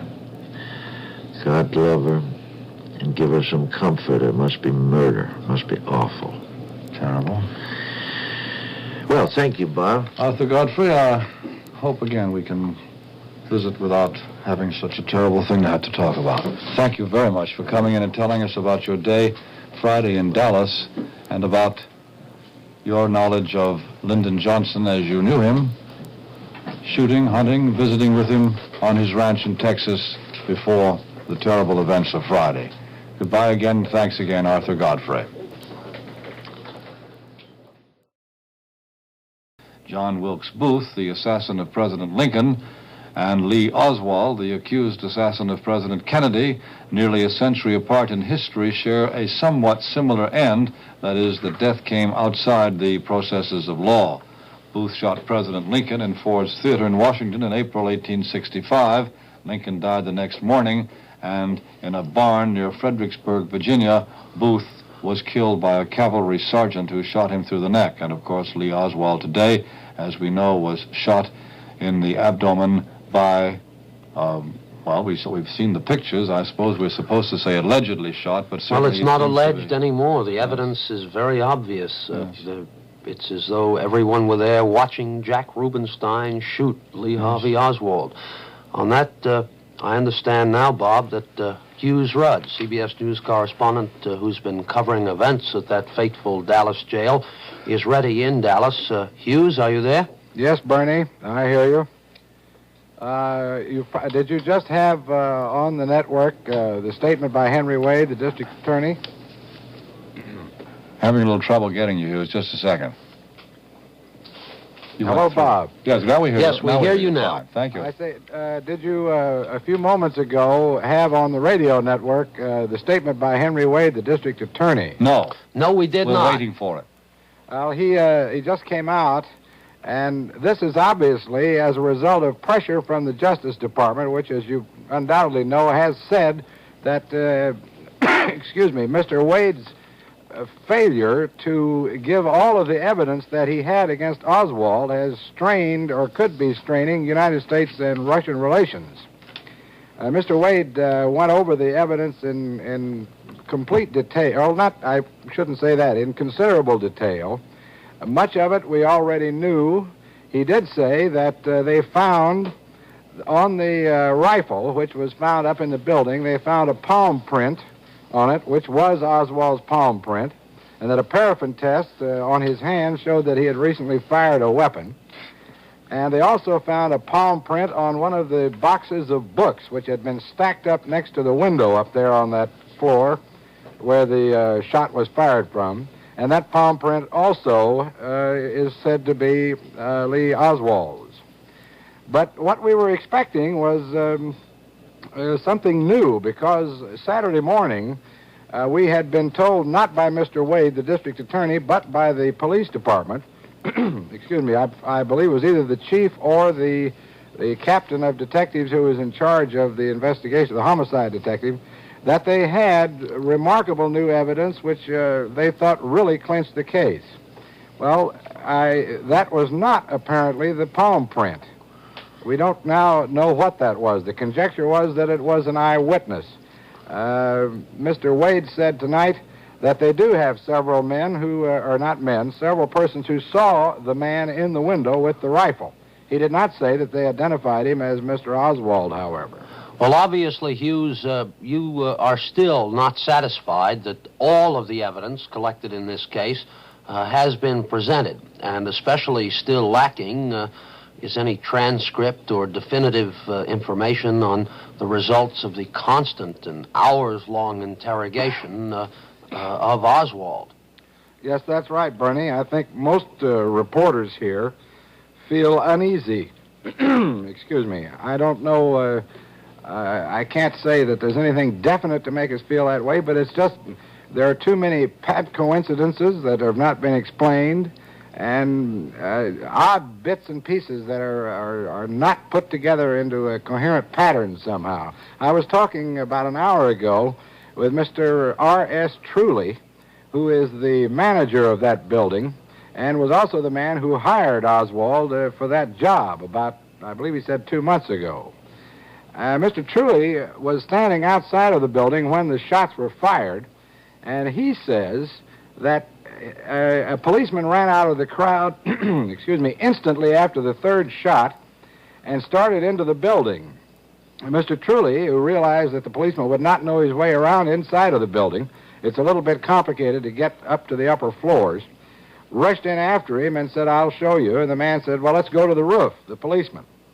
They, I'm sorry, they started for the roof, but instead, to get there, they had to go up to the second floor and then change the staircase, go to another system of stairs. As they came off the staircase onto the second floor, right next to the top of it was this little lunchroom or snack bar, employee's snack bar, and the officer looked in there and spotted the man who later turned out to be Oswald. Mr. Truly says that he thinks that Oswald might have had a soft drink in his hand. He's not certain. But the point is that it was, he says, for much less than a minute. He spoke in a matter of 15 or 30 seconds, perhaps, had elapsed between the time of the third shot and when they saw the man in that lunchroom. Well, Oswald would have had to, of course, he had to run down 4 flights of stairs after hiding the gun, not very carefully, behind some boxes of books, rushed down there and into the lunchroom. I asked Mr. Truly if Oswald seemed to be out of breath, and he said no, he did not. He said he looked startled, but that's understandable because the officer had a drawn pistol. And the officer brought Oswald to the door of the lunchroom and said, "Does this man work here?" And Mr. Truly said, "Yes, he does." Was there anyone in the lunchroom serving behind a counter? No, it isn't a question of that. It's vending machines. I see. So there was no additional No one else witness in there. No one else was in there. Well, that's one major loose end, Hughes. It strikes me as that, although, of course, a man who has planned all this, I suppose you could rush down 4 flights of stairs and so on. It would have to be done with a stopwatch before you could tell. Mr. Truly says the FBI went over all of that with him pretty carefully. He then went on to the roof with the officer, and when they came back shortly after that and they started a head count of employees, why, Oswald was missing. But there were 2 or 3 other workers who were missing, too, who had just wandered off up the street to watch the excitement. They came back later. Of course, Oswald did not. A woman in the front office says that Oswald walked into her office. This was apparently immediately after he had been seen by Mr. Truly, and that Oswald had a bottle of pop, a soft drink, in his hand. And the woman said, excuse me, "My God, did you know the president's been shot?" And she says that Oswald mumbled something, she couldn't hear what, and wandered on out. And he apparently left the building immediately after that. That's one major loose end. Aside from not having the records of the interrogation available, what pieces of evidences or timetables surrounding the gun duel with Officer Tippett and then Oswald's subsequent subdual in the movie theater strikes you as the reporter on the scene as being not fully accounted for? Well, that part sounds pretty solid, at least according to Mr. Wade, the district's attorney. He said that they have several witnesses who saw Oswald shoot the officer. The officer pulled up in a prowl car, called Oswald over, and got out to talk to him. And as he walked around the car, Oswald shot him 3 times and killed him. And the witnesses saw Oswald walk into a vacant lot, eject the empty cartridges, the shells, and reload the pistol, then continue on down the street and go into the Texas Theater, a motion picture theater, which, of course, was playing that movie War is Hell at the time. And that, of course, is where he was arrested. Hughes, before we pause for a moment, President Johnson, this word just from Washington, President Johnson has asked the Federal Bureau of Investigation to conduct a full investigation of the circumstances surrounding the shooting of accused assassin Lee Harvey Oswald. The Justice Department spokesman who made the announcement stressed that the president had directed a similar FBI investigation when the late President Kennedy was killed by Oswald Friday. And as you know, the FBI has been cooperating with the Dallas police on the entire case. Yes. So perhaps now the full details will be made public when this investigation is completed. This is the CBS Radio Network. And this is KRLD, AM and FM, in Dallas.